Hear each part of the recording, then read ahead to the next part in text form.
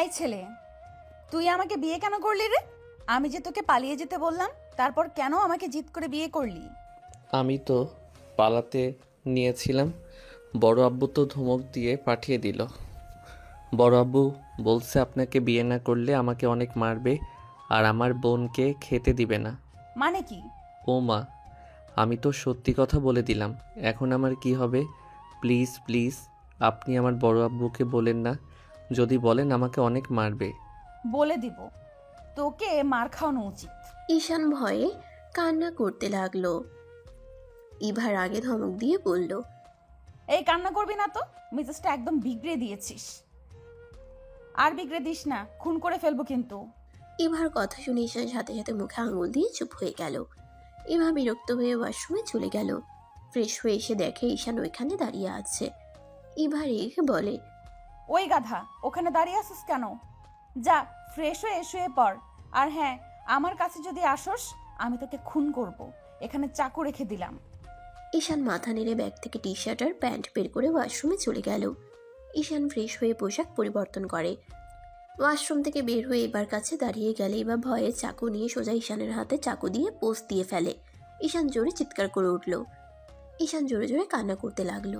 ইভা ভয় পেয়ে গেল ঈশানের হাতে রক্ত দেখে। লাফ দিয়ে খাট থেকে নেমে বলল, তোকে না বললাম আমার কাছে আসবি না? আমি কোথায় ঘুমাবো সেইটাই শুনতে এসেছিলাম। আহ, আমার হাত দিয়ে রক্ত ঝরছে, আমি মনে হয় মরে যাব, অনেক জ্বালা করছে। ঈশানের হাত ধরলে ঈশান ভয়ে ইভাকে সরিয়ে দিয়ে দৌড়ে রুম থেকে বের হয়ে গেল। ইভা মাথায় হাত দিয়ে ঈশানের পিছনে পিছনে দৌড়ে যেতে লাগলো। নিচে গেলে দুজনকে এভাবে দৌড়ে আসতে দেখে সবাই অবাক হয়ে গেল।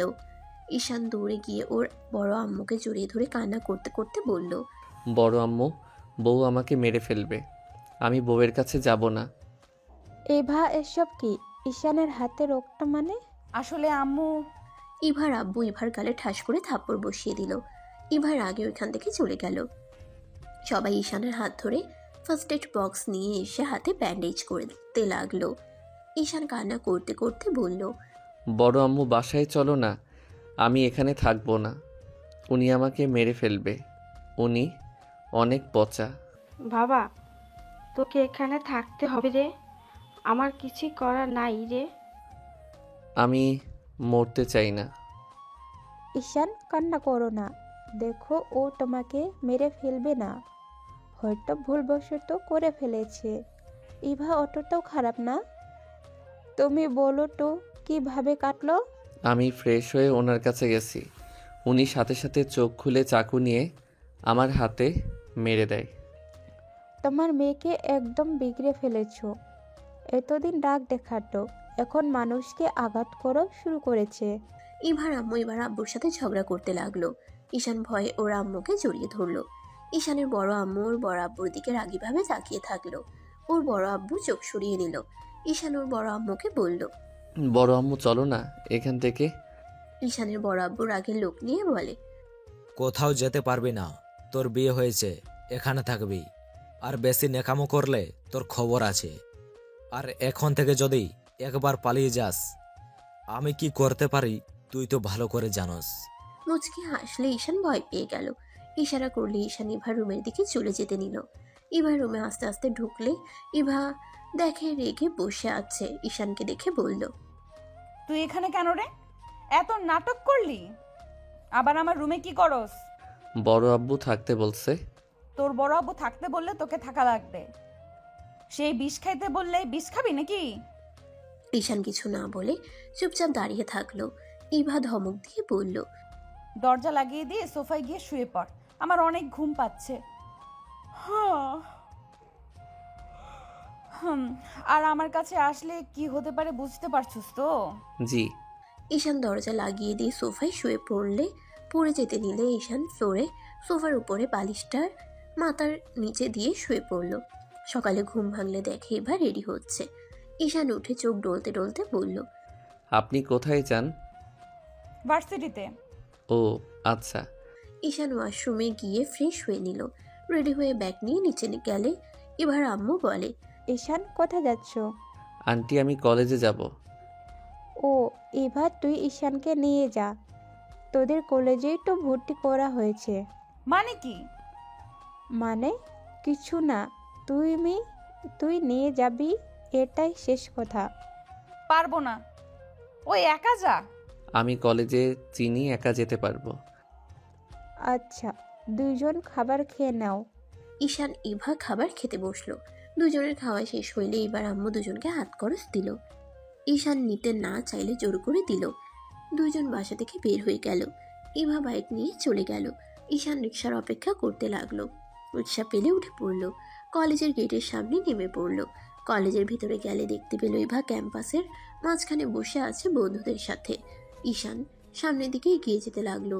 ঈশান বুঝতে পারছে না কোনটা কার ক্লাস। ইভা অনেকক্ষণ ধরে ঈশানকে খেয়াল করতে লাগলো। ঈশানের ক্লাস রেখে অন্যদিকে যেতে দেখে ইভা একটা ছেলেকে ডাক দিল। ছেলেটা আসলে ইভা বলল, এই শোনো, ওই যে ব্ল্যাক কালার শার্ট পরা ছেলেটাকে দেখছো, ওকে ইন্টার ফার্স্ট ইয়ারের ক্লাসটা দেখিয়ে দাও। ছেলেটা চলে গেলে রাইসা বলে ওঠে, ছেলেটা কে রে? আমার বন্ধুর ভাগনা, আমাদের বাড়িতে থাকবে মনে হয়। কিউট বাচ্চা একটা। ওইদিকে না তাকিয়ে এইদিকে ফোকাস দে। এইদিকে ছেলেটা ঈশানকে ক্লাস দেখিয়ে দিয়ে চলে গেল। ঈশান ক্লাসে গিয়ে লাস্ট বেঞ্চিতে গিয়ে বসলো। ব্যাগ রেখে ঈশান ক্লাস থেকে বের হইল। হঠাৎ করে কয়েকটা ছেলে ঈশানকে ডাক দিল। ঈশান এদিকে যেতেই পিছন থেকে দুজন এসে ঈশানের কাঁধে হাত দিয়ে হাঁটতে লাগলো। ঈশান তাকিয়ে হেসে দিয়ে বলল, আমি তো ভেবেছিলাম তোরা আজ আসবি না। আরে আসবো না মানে, গার্লফ্রেন্ড বানাতে হবে, সিঙ্গেল থাকা যাবে না। আবার শুরু হয়ে গেছে, আঙ্কেলকে আমি বলে দিব। দেখ, মজা করছি। ঈশান, তুই কি হোস্টেলে উঠেছিস? না, মামার বন্ধুর বাড়িতে থাকবো, ওইখান থেকে কলেজে আসবো। ও আচ্ছা। হুম। তিনজন এগিয়ে গেলে রনি বলে ওঠে, এই তোমরা ইন্টার ফার্স্ট ইয়ারে নাকি? জি ভাইয়া। ও আচ্ছা, খুব ভালো। এই শোনো, আমাদের জন্য বাইরে থেকে স্পিডার চিপস নিয়ে আসো। আমরা কেন নিয়ে আসবো? আপনাদের জিনিস আপনারা নিয়ে আসেন। এই তো, সাহস তো কম না, আমাদের মুখের উপর কথা বলাস। আমাদের কথা মতো না চললে এই কলেজে একদিন ও টিকতে পারবি না। তাড়াতাড়ি যা, না হলে। আনবো না, দেখি কি করতে পারেন। রাকিব, ঝামেলা করিস না, ভাইয়া টাকা দেন, আমি নিয়ে এসে দিচ্ছি। তোর টাকা দিয়ে নিয়ে আয়, এখন না হলে দুজনকে পিটিয়ে সোজা করে ফেলবো। ভাইয়া, আমরা কেন টাকা দিব? ঈশান রাকিবকে রনির বন্ধুরা মারতে যাবে, সাথে সাথে পিছন থেকে ইভা বলে ওঠে, এখানে হচ্ছেটা কি? দেখেন না, উনি আমাদের মারতে আসছে। ইভা আপু, তুমি এখানে থেকে যাও। এই ছেলেগুলো অনেক বেয়াদব, আমাদের সাথে বেয়াদবি করছে। ওদের সাহস দেখে আমি বাঁচি না। কিসের বেয়াদবি করছে? এই যা এখান থেকে তোরা। আপু, আমরা সত্যি বলছি, ওদের জিজ্ঞেস করো। না, আমরা বেয়াদবি করি নাই, উনি আমাদের বলছে যে দোকান থেকে স্পিড আনতে। রাকিব আনবে না বলছে, পরে আমি তারপর আনতে চাইলাম, বাট উনি বলে আমাদের টাকা দিয়ে নিয়ে এসে দিতে। ইভা রেগে ঈশানের গালে থাপ্পড় মেরে দিলে সবাই হা হয়ে গেল। সবাই ভয়ে ঢুক গিলতে লাগলো। ঈশান গালে হাত দিয়ে দাঁড়িয়ে আছে, নিচের দিকে তাকিয়ে চোখ দিয়ে টপ টপ করে পানি পড়তে লাগলো। রনিরা মিটে মিটে হাসতে লাগলো। ইভা রেগে গিয়ে বলে, এই তুই এত ভীতু কেন রে? তোর বন্ধু তো সাহসী, তুই কোন হিসাবে ওর চাকরিগিরি করতে চাস? তুই কোন হিসাবে ওর চাকরগিরি করতে চাস? তুই এখানে পড়াশোনা করতে এসেছিস, কারো চাকরগিরি করতে না। এখনই ওদের গালে থাপ্পড় যদি না দেস, তোর কপালে দুঃখ আছে। থাপ্পড় মার বলছি। ইভার কথা শুনে রনিরা ঢোক গিলতে লাগলো। রাকিব তুলি খুশি হয়ে রনিকে দুজন দুই দিক থেকে থাপ্পড় মারলো। ঈশানের দিকে ইভা তাকিয়ে বলে, কিরে, তুই গালে হাত দিয়ে আসিস কেন? থাপ্পড় মার বলছি। ওনারা আমার বড়, আমি ওনাদের গায়ে হাত দিতে পারবো না। কুত্তা, ওই তোকে বিনা কারণে মারতে নিয়েছিল, আর তার গায়ে হাত দিতে পারবি না? থাপ্পড় মারবি নাকি আরেকটা থাপ্পড় আমি তোকে দেব? দেন, তাও আমি ওনাকে মারতে পারবো না। ইভা আপু, তুমি কাজটা ভালো করলে না। আমার সাথে লাগতে আসো না, বলে দিলাম। বিষয়টা কিন্তু ভালো হবে না। ইভা রেগে রনির চুল ধরে বাইকের ট্যাঙ্কির উপরে দিল বাড়ি লাগিয়ে, আর বলে, আমাকে হুমকি দেস? কি করবি তুই? তো সাহস দেখে বাঁচি না, আমাকে হুমকি দেস? ইভার মার দেখে সবাই ভয়ে দৌড়ে পালালো। রাকিব তুলিত খুশিতে শীষ বাজিয়ে বলল, আপু, আমি তো আপনার অনেক বড় ফ্যান হয়ে গেলাম। আমার ফ্যান হতে হবে না, তোমাদের ওই বলদটাকে ঠিক করো। ইভা কথাগুলো বলে চলে গেল। ঈশানের অনেক ভালো লাগলো। ঈশান খুশি হইলে প্রকাশ করলো না। ঈশান রাকিব তুলির সাথে যেতে লাগলো। ক্লাস সময় হলে তিনজন ক্লাসে চলে গেল। মনোযোগ দিয়ে ক্লাস করতে লাগলো। ক্লাস শেষ হইলে তিনজন লাইব্রেরি খুঁজতে লাগলো। লাইব্রেরিতে গিয়ে তিনজন নিজেদের পছন্দ মতো বই খুঁজতে লাগলো। ঈশানের হাতে রাকিব একটা বই দিলে সাথে সাথে ইভা সামনে আসলে ঈশানের হাত থেকে বই ফেলে বলল, না না, আমি এইসব পড়ি না। রাকিব দিয়েছে আমার হাতে। ক্লাস বাদে এখানে কি করস? ক্লাস নাই, আর লাইব্রেরি বইগুলো পড়তে ভালো লাগে। যা চুপচাপ পড়, বেশি কথা বললে বের করে দিব। এই লাইব্রেরির দায়িত্ব আমার, বুঝলি? আচ্ছা। ঈশান বই খুঁজতে লাগলো। বই পেয়ে গেলে তিনজন একসাথে বসে পড়তে লাগলো। হঠাৎ করে রাইসা এসে বলল, হাই, হ্যালো। তোমাদের সাথে কি বসতে পারি? জি অবশ্যই আপু, বসুন। রাইসা ঈশানের সামনে বসলো। ঈশান ওইদিকে মনোযোগ না দিয়ে বই পড়তে লাগলো। ঈশান রাকিবকে বলল, এই রাকিব গার্লফ্রেন্ড বানানোর একটা বই পাইছি। ঈশান কথাটা বলে সামনের দিকে তাকাতেই সাথে সাথে ভেবাচেকা খেয়ে গেল। রাইসা ব্রুকুচকে বলল, গার্লফ্রেন্ড বানানোর বই পাওয়া যায় এখানে? মানে আপনি যা ভাবছেন তেমন কিছু না। তুমি নিজেই তো বললে তোমাকে তো কত কিউট বাচ্চা লাগছিল, নম্র ভদ্র। ভাবলাম এখন দেখি তুমি অন্য ছেলেদের মতো গার্লফ্রেন্ড খুঁজছো। সি ঈশান, তুই এখানে পড়তে এসেছিস আর পড়া বাদ দিয়ে গার্লফ্রেন্ড খোঁজার জন্য বই পড়ছিস? রাকিব কথাগুলো বলে মিটে মিটে হাসতে লাগলো। ঈশান তো পুরো ব্যাককল হয়ে গেল।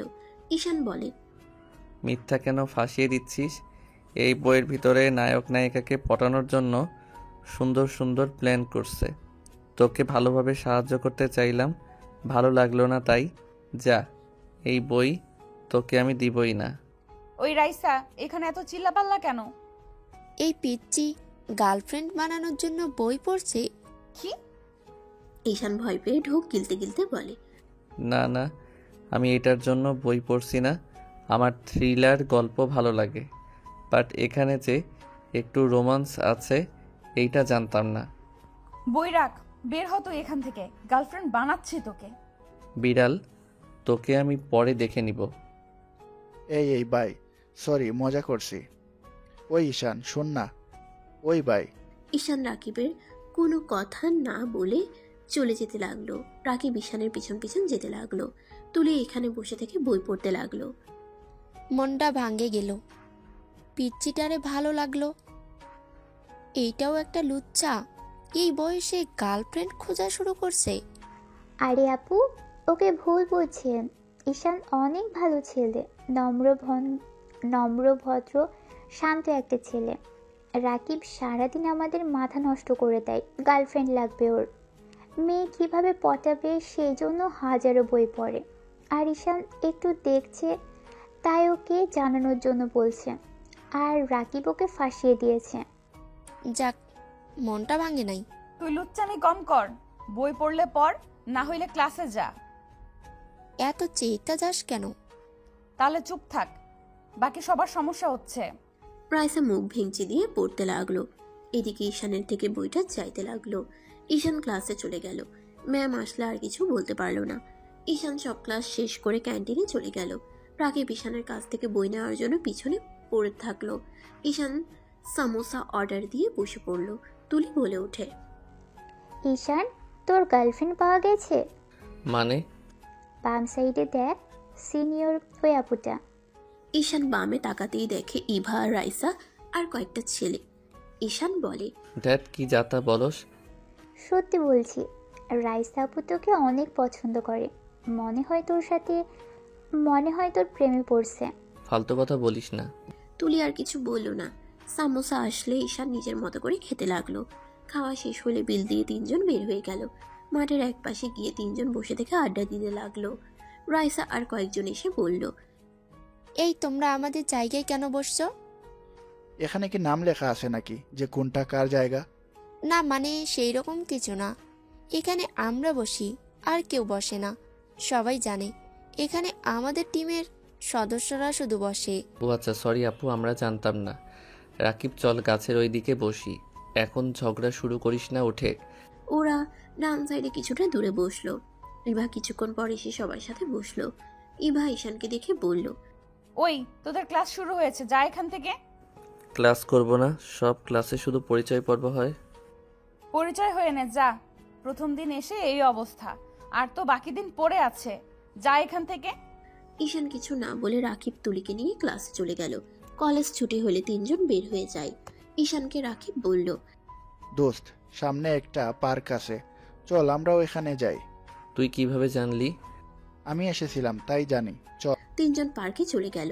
গিয়ে অনেকক্ষণ থেকে সন্ধ্যার দিকে যার যার মতো চলে গেল। ঈশান বাসায় গিয়ে কলিং বেল বাজাতেই ইভা দরজা খুলে রাগের লোক নিয়ে তাকিয়ে বলে, কিরে, তুই এতক্ষণ কই ছিলি? তোর কলেজ ছুটি হয়েছে কখন, আর আসলি কখন? আসলে আমি পার্কে ঘুরতে গেছিলাম। কি? কোন পার্কে? ওখানে তো দুইটা আছে, কোনটাতে গিয়েছিলি? নাম খেয়াল নাই। ইভা কিছু বলতে যাবে ইভার আম্মু বলে উঠল, কি ব্যাপার ঈশান, ভিতরে না এসে বাইরে দাঁড়িয়ে আছো কেন? আম্মু ওকে ভুলেও বাচ্চা ভেবো না। তুমি জানো ওই লাইব্রেরিতে গিয়ে কি কি পড়ছে? আপু মিথ্যা বলবে না তো? ঈশানের মুখ থেকে আপু ডাক শুনে দুজন ভ্রুকুচকে তাকালো। ইভার আম্মু বলে, ঈশান এসব কি বলো? ইভা তোমার স্ত্রী, তুমি ওকে আপু কেন বলছো? আপনারা আঙ্কেল আন্টি হইলে উনি তো আপু হয়।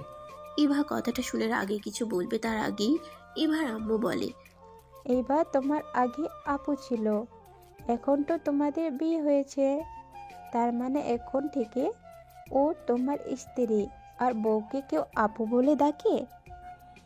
তাহলে কি বউ বলে ডাকবো? খবরদার, একদম না। আমাকে তুই কোনো কিছুই বলবি না, আপু বলবি না, বোনও না, কিছুই না। আর হ্যাঁ, আমার সাথে যে তোর বিয়ে হয়েছে এইটা যেন কেউ না জানে, জানলে তোর খবর আছে। তাহলে ডাকবো কিভাবে দরকার হইলে? বউ বলে ডাকো, ওর কোঠাও রাখো, যাও ফ্রেশ হয়ে নাও। ঈশান আর কিছু না বলে ইভার রুমে চলে গেল। ইভা ঈশানের চলে যাওয়ার দিকে তাকিয়ে থাকলো। ইভা ঈশানের পিছন পিছন গেল। রুমে গিয়ে ঈশানকে বলল, এই, তুই রাইসার থেকে দূরে থাকিস, না হইলে তোর অবস্থা খারাপ করে দিব। কেন? রাইসা আপু তো অনেক ভালো। ও রাইসা অনেক ভালো, তাই না? লুচ্চামি শুরু হয়ে গেছে। কি বলেন? কিসের লুচ্চামি করলাম? আমি কি একবারও আপনাকে হিরোদের মতো কিস করছি নাকি? কি বললি? না, কিছু না। কথাটা বলে ঈশান ব্যাগ থেকে শার্ট প্যান্ট বের করে ওয়াশরুমে চলে গেল। গোসল করে ওয়াশরুম থেকে বের হয়ে বারান্দায় শার্ট প্যান্ট মেলে দিয়ে আসলো। এসে দেখি ইভা নুডলস খাচ্ছে। ইভা ঈশানের দিকে আরেকটা নুডলসের বাটি এগিয়ে দিয়ে বলল, এইটা তোর। ঈশান নুডলসের বাটি হাতে নিতেই ওর বোনের কথা মনে পড়ে গেল। ঈশানকে নুডলস বাটি নিয়ে দাঁড়িয়ে থাকতে দেখে ইভা বলল, কিরে, খাওয়া বাদ দিয়ে এইভাবে দাঁড়িয়ে আছিস কেন? বোনটার কথা খুব মনে পড়ছে। আমার বোনটা নুডলস খেতে অনেক পছন্দ করে। ও, তা তোর বোন তো বিয়েতে আসলো না? বড় আব্বু বড় আম্মু আমাকে এখানে মিথ্যা বলে নিয়ে এসেছে, আপনার সাথে বিয়ে দিয়েছে। এটা তো বোন জানে না। ও আচ্ছা, তুই তোর বড় আম্মু বড় আব্বুকে অনেক ভয় পাস? হ্যাঁ। তোর আব্বু আম্মু কোথায়? আম্মু কোথায় জানি না। আব্বু মাতাল হয়ে সারাক্ষণ এক রুমে বন্দি হয়ে পড়ে থাকে। আমি শুনেছি তোর আম্মু নাকি অন্য ছেলের লগে ভেগে গেছে। বাজে কথা বলবেন না। আমার আম্মু কোথায় কেউ জানে না। আমার আম্মু অনেক ভালো মানুষ ছিল। আমার আম্মু আব্বু তো ভালোবেসে বিয়ে করেছিল, তাহলে অন্য কারোর সাথে চলে কেন যাবে? আমি কি জানি, একবার তোর বড় আব্বুর মুখে শুনেছিলাম। এইটা মিথ্যা কথা। হয়তো। এখন খা, পরে তোর বোনকে নিয়ে আসিস। রেস্তোরাঁ নিয়ে গিয়ে যা ইচ্ছা খায়, সব খাওয়াবনি। সত্যি বলছেন? হ্যাঁ, এখন খা। ঈশান সোফায় বসে খেতে গিয়েও খেতে পারল না। ঈশানের চোখ দিয়ে পানি পড়তে লাগলো। ইভা বলে উঠে, কি হলো আবার? আমি খেতে পারছি না। আমার বোনটা খেতে পেয়েছে কিনা তাও জানি না। আপনার ফোনে একবার বড় আম্মুকে কল দিতে দিবেন? কান্না করিস না, এই নে। ইভা ঈশানকে ফোন দিলে ঈশান ওর বড় আম্মুকে কল দিল। কল রিসিভ করতেই ঈশানের বোনের চিৎকার শুনতে পেয়ে বুঝতে আর বাকি রইল না। ইভা যেন চমকে গেল। ঈশান বলে উঠে, বড় আম্মু আমার বোনকে কেন মারছে? আমি তো বড় আব্বুর কথা মতো কাজ করলাম, তারপরও কেন মারছে? ঈশান বাপ আমার, আমাকে ক্ষমা করে দে। ঈশান, তুই তোর বোনকে নিয়ে কোথাও পালিয়ে যা, এখানে থাকিস না। ওরা তোদেরকে কখনোই ভালোবাসে না। ওদের জন্য নিজেদের জীবন দিলে ওরা খুশি হবে না কখনোই। আমি এখনই আসছি। ঈশান কল কেটে দিয়ে ইভার দিকে তাকিয়ে কান্না চোখে বলল, বউ আমাকে কিছু টাকা দিবেন? আমি আমার বোনটাকে নিয়ে অনেক দূরে যাব। আমি কাউকে জ্বালাবো না। আপনাকে আর আমার উপরে রেগে থাকতে হবে না। ঈশানের মুখ থেকে বউ ডাক শুনে ইভা ভাবনার জগৎ থেকে বের হয়ে বলল, ছি, ওরা এত খারাপ। ঈশান চল, আমি তোর সাথে যাব। ইভা বাইকের চাবি নিয়ে ঈশানের সাথে নিচে যেতে লাগলো।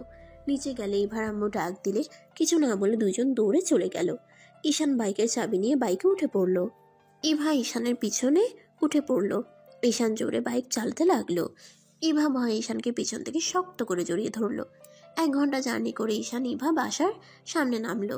ঈশান ভিতরে ঢুকে পড়লো। দরজা ধাক্কাতে লাগলো। বড় আম্মু দরজা খুলে দিলে ঈশান বলে, বড় আম্মু, আতিয়া কোথায়? ওর রুমে আছে, কাউকে যেতে দিচ্ছে না। ঈশান দৌড়ে যেতে লাগলো। ইভা ঈশানের পিছন পিছন যেতে লাগলো। ঈশান ঘরের সামনে গেলে ওর বড় আব্বু কিছু বলবে তার আগে ইভা চলে আসলে ভালো সাজার চেষ্টা করতে লাগলো। ঈশান দরজা খুলে দেখে ওর বোন অজ্ঞান হয়ে পড়ে আছে, সারা শরীরে মারের দাগ। ইভা চিৎকার করে বলল, ওই মেয়েটার গায়ে কে হাত দিয়েছে? এখন আমার সামনে আসবেন, না হইলে আমি এখানে ভাঙচুর করে দিব। ঈশানের বড় আব্বু বলে, মা তুমি শান্ত হও, আতিয়া আমার ছোট মেয়েকে মেরে ফেলতে নিয়েছিল। ঈশান আতিয়াকে কোলে তুলে নিয়ে বলল, ব্যাস, আর একটা মিথ্যা বলবেন না। আমার বোন পিচ্চিকে কতটা ভালোবাসে এই এলাকার সবাই তা জানে। আমার বোন কখনোই মারতে পারে না। আমি চলে যাচ্ছি। আর রফিক তালুকদার, আপনার বাবা যেন কারো না হয়। যে বাবা নিজেদের সন্তানের উপরে অত্যাচারিত হতে দেখে কিছু বলে না। আর বড় আব্বু, আমার বোনের যদি কিছু হয় তাহলে আপনার অহংকার আমি ভেঙে গুড়িয়ে দিব। ঈশানের চোখে মুখে রাগের ছাপ। ঈশানের কথা শুনে সবাই যেন অবাক হয়ে গেল। ঈশানের বোনকে নিয়ে চলে যাওয়ার সময় সদর দরজায় সজোরে লাথি মেরে চলে গেল। ইভা ঈশানের পিছন পিছন যেতে লাগলো। ইভা ঈশানকে বলে ওঠে, ঈশান, তুমি বাইক চালাও, আমি আতিয়াকে ধরছি। ঈশান আতিয়াকে বসিয়ে দিয়ে বাইকে উঠে পড়লো। আতিয়াকে ধরে ইভা উঠে পড়লো। বাইক নিয়ে সোজা হসপিটালে চলে গেল। আতিয়াকে হসপিটালে ভর্তি করে দিল। আতিয়ার জ্ঞান ফিরলে আতিয়া ঈশানকে হাত ধরে। ঈশানকে জড়িয়ে ধরে কান্না করতে করতে বলল, ভাইয়া, আমাকে ছেড়ে কোথায় চলে গেছিলে? ভাইয়া, আমি তোমাকে অনেক মিস করছি। ভাইয়া, আমি তোমাকে ছাড়া থাকতে পারবো না। ভাইয়া, আমি ওই বাড়িতে আর থাকবো না। আমাকে নিয়ে অন্য কোথাও চলো না। ভাইয়া, আমি তোমাকে কথা দিচ্ছি, আমি না খেয়ে থাকবো, তোমাকে একদম বিরক্ত করব না। প্লিজ ভাইয়া, আমাকে তোমার সাথে অন্য কোথাও নিয়ে চলো। আতিয়ার কান্না দেখে ইভার চোখে পানি চলে আসলো। ইভা ঈশানকে বলল, ঈশান, মেডিসিনগুলো লিখে নিয়ে এসেছি। আর তোমরা কান্না করো না, আজ থেকে তোমরা আমাদের বাড়িতে থাকবে। আমারও কোনো বোন নাই, আজ থেকে তুমি আমার ছোট বোন। ইভা আতিয়ার কাছে গেলে আতিয়া ঈশানের দিকে তাকায়। ঈশান বলে ওঠে, উনি আমার স্ত্রী, গতকাল ওনার সাথে আমার বিয়ে হয়েছে। আতিয়া খুশি হয়ে ইভাকে জড়িয়ে ধরে বলে, আপনি আমার ভাবি, আপনি কত সুন্দর, স্মার্ট। তুমি তো আমার থেকেও অনেক সুন্দর। আচ্ছা চলো, আমাদের বাসায় যাবে। না, বিয়ে হইলে তো বউরা শ্বশুর বাড়ি থাকে, জামাই ননদ কি আর ভাবিদের বাসায় থাকে নাকি? দূর ভাবি, বাদ। তুমি আমাকে আপু বলবে। আপুর বাসায় যেতে তো কোনো সমস্যা নেই, তাই না? কিন্তু আপনার আব্বু আম্মু কি আমাদের মেনে নেবে? আরে সমস্যা নেই, আমি আছি না, চলো। ঈশান ইভা আতিয়াকে ধরে নিয়ে যেতে লাগলো। 3 জন বাইকে উঠে বাসায় চলে আসলো। কলিং বেল বাজাতে ইভার আম্মু বলে, কোথায় গিয়েছিলে দুইজন? আতিয়াকে নিয়ে আসতে। কি ব্যাপার উঠিয়া, তোমার হাত পায়ে ব্যান্ডেজ কেন? আব্বুর বন্ধুর কাণ্ড। লোকটা আমাদের সামনে ভালো মানুষের রূপ দেখায়, আসলে লোকটা বদমাইশ একটা। আর আম্মু আতিয়া আজ থেকে আমাদের এখানেই থাকবে। আমার তো কোনো ভাই বোন নাই, আতিয়া আমার ছোট বোন হয়ে থাকবে। ভেতরে নিয়ে আয়। 3 জন ভিতরে গেল। আতিয়া বলে ওঠে, আন্টি, আমি সব কাজ পারি, আপনাকে আমি সব কাজে সাহায্য করব, আমাকে একটু থাকতে দেন। আতিয়ার কথা শুনে ইভার আম্মু বলে, এভাবে বলছো কেন? তুমি এখানে থাকবে, তোমাকে কোনো কাজ করতে হবে না। আর ইভা, তুই ওদেরকে এভাবে ছেড়ে দিয়ে আসলি কেন? জেলে দিয়ে আসতে পারস নাই? আহারে, এইটুকু মেয়েকে কিভাবে মেরেছে? শুধু হাত পা ব্যান্ডেজ দেখছো, ও সারা শরীর দিয়ে লাল হয়ে গেছে মারের দাগে। ছি, মানুষ নাকি পুছু? ছি, এবার আসুক আমাদের বাড়িতে, খবর আছে। আচ্ছা, আটেয়াকে রুমে নিয়ে যা। ঈশান ইভার আম্মুকে ধন্যবাদ দিয়ে চলে গেল। ইভা আতিয়াকে একটা রুমে থাকতে দিল। ঈশান ইভার রুমে বসে আছে। ইভা রুমে ঢুকতে ঈশানের কাছে এসে বলল, এইবার তুমি খুশি? আর হ্যাঁ, তুমি এইভাবে যতদিন মানুষকে ভয় পেতে থাকবে, মানুষ তত মাথায় উঠে নাচবে। মানুষকে বেশি উপরে তুলতে হয় না, যে যেমন তার সাথে তেমন করা উচিত। ঈশান ইভাকে আর কিছু বলতে না দিয়ে ইভাকে শক্ত করে জড়িয়ে ধরল। ইভা থমকে গেল। ঈশান কান্না করতে করতে বলল, আপনি নিজের মানুষ না হয়ে আমাদের থাকতে দিলেন, আমাদের কথা ভাবছেন, আর নিজের বাবা দেখেও চুপ থাকে। আপনাকে আমি কি বলে ধন্যবাদ দিব আমার বলার ভাষা নাই। আমি আপনাকে কথা দিচ্ছি, আমাদের জন্য আপনাদের কোনো ক্ষতি হবে এমন কোনো কিছু করব না। আমি আপনাদের সব কথা মেনে চলবো। ঈশান ছাড়ো। ঈশানের রাতের কথা মনে পড়তেই সাথে সাথে ছেড়ে দিয়ে বলল, সরি, আসলে আবেগে ধরে ফেলছি, আমার খেয়াল ছিল না। It's okay. ধন্যবাদ। আচ্ছা, ফ্রেশ হয়ে আসি। আচ্ছা যান। ইভা ওয়াশরুমে গেলে ঈশানের জড়িয়ে ধরা মুহূর্তটা বারবার মনে পড়তে লাগলো। চোখ বন্ধ করে ঈশানের স্পর্শ অনুভব করতে লাগলো। হঠাৎ করে মাথায় হালকা থাপ্পড় দিয়ে বলে, কি ভাবস? ওই তোর অনেক ছোট, ওর সাথে তোর কিভাবে যায়? একদম ওর কথা ভাববি না। ইভা কথাগুলো ভেবে ফ্রেশ হয়ে বের হইল। ঈশান খাটে বসে থেকে ভাবতে লাগলো, এখানে কি থাকা ঠিক হবে? একসাথে দুইজনের দায়িত্ব অন্য কারোর উপরে দেওয়া ঠিক না। আমাকে যে কোনো একটা জব খুঁজতে হবে। ঈশান কথাগুলো ভাবতে লাগলো। ইভা ওয়াশরুম থেকে বের হয়ে বলল, যাও ফ্রেশ হয়ে আসো, আম্মু খাবার খেতে ডাকছে, আমি আতিয়াকে নিয়ে গেলাম। ইভা চলে গেল। ঈশান ফ্রেশ হতে চলে গেল। ফ্রেশ হয়ে ঈশান নিচে চলে গেল। নিচে গেলে দেখে আতিয়া এত খাবার দেখে খুশি হয়ে মজা করে খাচ্ছে। ঈশান বোনের মুখে হাসি দেখে নিজের মুখে হাসি ফুটে উঠল। এবার আম্মু ঈশানকে দেখে বলল, ঈশান তুমি আসো, খেয়ে নাও। ঈশান গিয়ে বসলো। ঈশানের হাতের দিকে আতিয়ার চোখ গেলে বলে, ভাইয়া তোমার হাতে কি হয়েছে? আমি তো খেয়াল করিনি। আতিয়ার কথা শুনে সবাই কিছুটা ভরকে গেল। ঈশান হাসি মুখে বলে, আর বলিস না, খেলতে গিয়ে টিনের টুকরার সাথে লেগে কেটে গেছে। উফ ভাইয়া, তুমি কি সাবধানে খেলতে পারো না? এখন থেকে সাবধানে খেলবো, তুই খা। ইভা দীর্ঘ নিঃশ্বাস ছাড়ল। আতিয়ার খাওয়া শেষ হলে সবার থেকে বিদায় নিয়ে রুমে চলে গেল। ইভা বলে উঠে, ওই যেমন করে, ওই তো খেতেও পারে না, অল্প খেয়ে চলে গেল। ছোট মানুষ, পেটে যতটুকু জায়গা ততটুকু তো খাবে। আচ্ছা, তুমি ওকে মিথ্যা কেন বললে? কোন বিষয়? এই যে আমি তোমার হাতে চাকু দিয়ে কেটে দিলাম, আর তুমি বললে অন্য কোথা। ওই যদি জানতো আপনি করছেন তাহলে আপনাকে দেখে অনেক ভয় পেত, আপনাকে ঘৃণা করতো। ওই আপনাকে ভালোবাসতে শুরু করছে, আপনাকে অনেক পছন্দ করতে শুরু করছে। সেখানে আপনার প্রতি ধারণা অন্যরকম হয়ে যেত। ও আচ্ছা। চারজন টুকটাক কথা বলে খাবার খেয়ে যার যার রুমে চলে গেল। ঈশান দরজা লাগিয়ে দিয়ে পড়তে বসলো। ইভা খাটের উপরে বসে ফেসবুকিং করতে লাগলো। পড়া শেষ হইলে দেখে ইভা ফোন চালু করে ঘুমিয়ে গেছে। ঈশান আস্তে আস্তে কাছে গিয়ে ফোনটা অফ করে দিল। ইভাকে ধরে আস্তে আস্তে বালিশ ঠিক করে শুয়ে দিল। ইভা ঘুমের ভিতরে ঈশানকে জড়িয়ে ধরলো। ঈশান ভয়ে কাঁদতে লাগলো। ঈশানের কাঁপাতে এবার ঘুম ভাঙলে সাথে সাথে ধাক্কা দিয়ে রাগে লোক নিয়ে বলে, আবার আমার ঘুমের সুযোগ নিতে চাইছিলি? বউ, আমার কথা শুনে খালি ভুল বুঝবেন না। আপনি ফোন চালু করে আতশোয়া হয়ে ঘুমিয়ে গেছিলেন, আমি জাস্ট আপনাকে ঠিক করে শুয়ে দিচ্ছিলাম আর ফোন অফ করলাম। আপনি নিজেই তো জড়িয়ে ধরছিলেন। ভালো হয়েছে, যা ঘুমা। ঈশান লাইট অফ করে নিচে শুয়ে পড়ল। সকালে ঘুম থেকে উঠে ওয়াশরুমে চলে গেল। ফ্রেশ হয়ে রেডি হয়ে নিচে গিয়ে দেখে এবার রেডি হয়ে আতিয়ার সাথে হেসে হেসে কথা বলছে। ঈশান নিচে গেলে আতিয়া বলে, ভাইয়া আমি আন্টির সাথে একটাও জায়গায় যাব, তুমি আবার বাসায় এসে আমাকে খুঁজো না। কোথায় যাবি? আমার বান্ধবীর বাড়িতে যাব। তুমি ইভা বাসায় এসে খাবার খেয়ে নিও, আর রাতে নাও আসতে পারি। ও আচ্ছা। চারজন খেতে বসলো। খাওয়া শেষ করে ইভা ঈশান বের হয়ে গেল। ঈশান দাঁড়ালে ইভা বলে, বাইকে উঠে। না, আপনি যান। উঠেক, সমস্যা নাই, সবাই জানে তুই আমার আব্বুর বন্ধুর ভাগ্নে হোস। ইভার কথা মতো ঈশান উঠে পড়ল। ঈশান মাঝখানে ব্যাগ রাখলে ইভা মুচকি হাসলো। বাইক জোরে চালাতে লাগলো। কলেজের গেটের সামনে নামতেই তুলি এসে ঈশানকে টেনে নিয়ে যেতে লাগলো। কি হয়েছে, এভাবে নিয়ে যাচ্ছিস কেন? আজকে ক্লাস করব না রাকিব, আমি তুই মিলে ঘুরতে বের হব, আর এক জায়গায় দাওয়াত আছে। কোথায়? তুই যে ভাইয়াটাকে বাঁচিয়েছিলি রক্ত দিয়ে, ওই ভাইয়াটার আজকে বার্থডে, ক্লাবে ভাইয়া পার্টি রাখছে।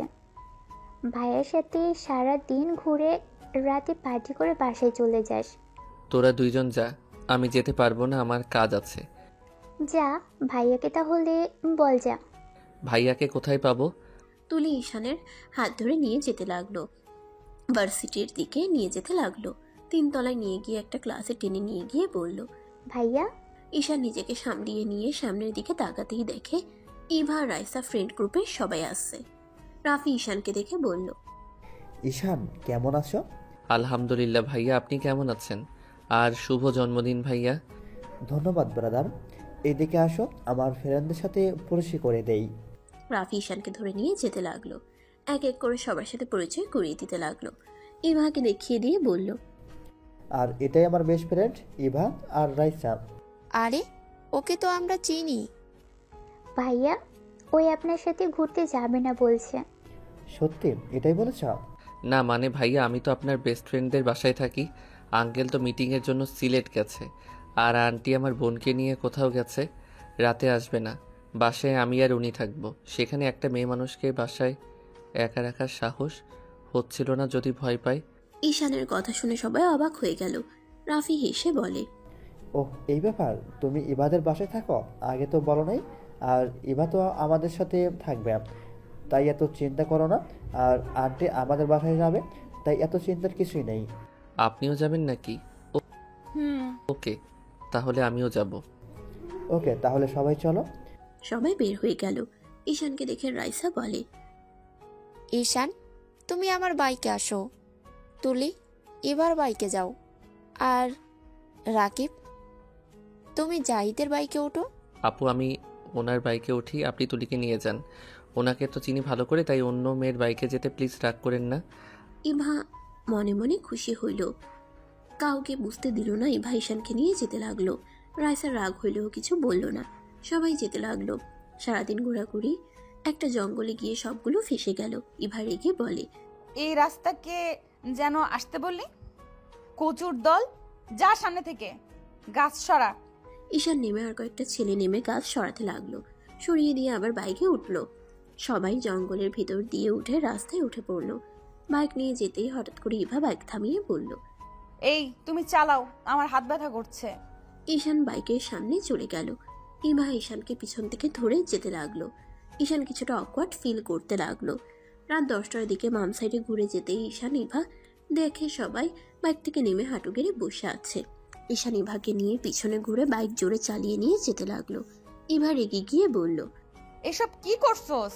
ওইখানে বন্ধুরা বিপদে পড়ছে আর তুই পালিয়ে যাচ্ছিস। ঈশান, বাইক থামা। ঈশান বাইক থামিয়ে বলে, আপনি বাইক নিয়ে থানায় যান, আমি ওইখানে যাচ্ছি। আমার সাথে তুইও চল। যান তো আপনি। ঈশান দৌড়ে সামনে থেকে একটা লাঠি তুলে দৌড়ে যেতে লাগলো। ইভা উপায় না পেয়ে থানার দিকে যেতে লাগলো। ঈশান ব্যাগ থেকে মুখোশ, হাত গ্লোভস পরে নিল, কালো জ্যাকেট পরে নিল। ঈশান সামনের দিকে যেতে লাগলো। তুলির দিকে একটা লোক হাত দিতে যাবে, সাথে সাথে ঈশান লাঠি ঢিল মারলো। সাথে সাথে লোকটার হাতে গেলে পুড়ে গেল। ঈশান দৌড়ে গিয়ে এক এক করে মারতে লাগলো। সবাই যেন হতভম্ব হয়ে গেল। চোখের সামনে 2 মিনিটের ভিতরে সবাইকে মাটিতে পড়ে যেতে দেখে সবাই যেন হাঁ হয়ে গেল। কেউ কিছু বলার আগে ঈশান দৌড়ে রাস্তা থেকে নেমে পালিয়ে গেল। আবার সবকিছু খুলে ঈশান ব্যাগ নিয়ে যেতে লাগলো। এর ভিতরে ইভা পুলিশকে নিয়ে চলে আসে। ইভা ঈশানকে বাইকে উঠতে বলে ঈশান বাইকে উঠে পড়লো। পুলিশ সবাইকে ধরে নিয়ে গেল। ইভাকে সবাই বলল, আমি তো ভেবেছিলাম তোরা 2জন পালিয়ে গেছস। থানায় গিয়েছিলাম, পালিয়ে কেন যাব? এখন ভালো হয়েছে, সবাই মিলে মূর্তি বালের প্ল্যান করছে, জঙ্গল দিয়ে যাওয়ার রাস্তা বের করছে, যত সব। আমি কি জানতাম এমন হবে? ওই হোটেলটা অনেক সুন্দর, তোরা গেলে বুঝতে পারবি। তাড়াতাড়ি চল। সবাই বাইকে উঠে যেতে লাগলো। সবাই ঈশানের কথা বলতে লাগলো। ইভা প্রপোজকে তাকিয়ে বলে, তোরা কি পাগল হয়েছিস নাকি? হুট করে একটা ছেলে আসলো আর সবাইকে মেরে 2 মিনিটের ভেতরে পালিয়ে গেল। এটা কখনো সম্ভব নাকি? আরে সত্যি এমন হয়েছে, আমরা সবাই দেখেছি। এটা কখনোই সম্ভব না, চোখে ভুল দেখছেন আপনারা। এইসব কথা শুনে সবাই মিলে তর্ক করতে করতে হোটেলে চলে আসলো। সবাই হোটেলে গিয়ে আসলে অবাক হয়ে যায়। ভিতরে গিয়ে সবাই মিলে ছাদে চলে গেল। রাফি বলে ওঠে, কি কেমন? ওয়াও, আসলে অনেক সুন্দর তো। দিনের বেলা আসলে আরো ভালো হইতো। পার্টিটা এনজয় কর, এখানে দাঁড়িয়ে থাকিস না। ইভা চলে গেল। রাফি ঈশানের পাশে দাঁড়িয়ে বলে, আমি জানি ওই ছেলেটা কে ছিল। ঈশান মুচকি হেসে বলে, প্রকাশ না করা ভালো। ধন্যবাদ আবারও আমার প্রাণ বাঁচানোর জন্য। ধন্যবাদ দিয়েন না তো। আচ্ছা, সবাই এনজয় করছে, আপনিও করেন, যান। তোমার ভাবি আসবে, তারপর না হলে আবার ঝগড়া হবে। এত রাতে? ওই এই হোটেলে আছে, রেডি হচ্ছে। ও আচ্ছা। ওই তো এসে গেছে। রাফি ঈশান রাফির গার্লফ্রেন্ড সামনে গেল। রাফির গার্লফ্রেন্ড ঈশানের গাল ধরে আদর করে দিল। ঈশান লজ্জায় বলে, আপু, সবার সামনে এমন করো না তো। উনি এখন কলেজে পড়ে, বড় হয়ে গেছে। ঈশানের গাল ধরে বলে, তুই আমার ছোট ভাই, ছোট থাকবি, কখনোই বড় হবি না। ঈশান হেসে বলে, ওকে আফা, যান। ইভা ঈশানকে রাফির গার্লফ্রেন্ডের সাথে এত খুশি দেখে রাগ হতে লাগলো। রাফির গার্লফ্রেন্ড সবার সাথে কুশল বিনিময় করে। 12টা বাজতেই সবাই কেক কাটার জন্য দাঁড়িয়ে গেল। কেক কাটা শেষ হলে সবাই একে অপরকে লাগিয়ে দিতে লাগলো। ঈশানের মুখে রাফির গার্লফ্রেন্ড একদম ছড়িয়ে দিল। ঈশানও রাফির গার্লফ্রেন্ডের সারা মুখে দিয়ে দিল। ইভার রাগে শুনে জ্বলতে লাগলো। ইভা রাফির কাছে গিয়ে বলে, এই শালা, তোর গার্লফ্রেন্ড অন্য ছেলের সাথে এইভাবে মজা করছে, তোর রাগ হচ্ছে না? না, রাগ কেন হবে?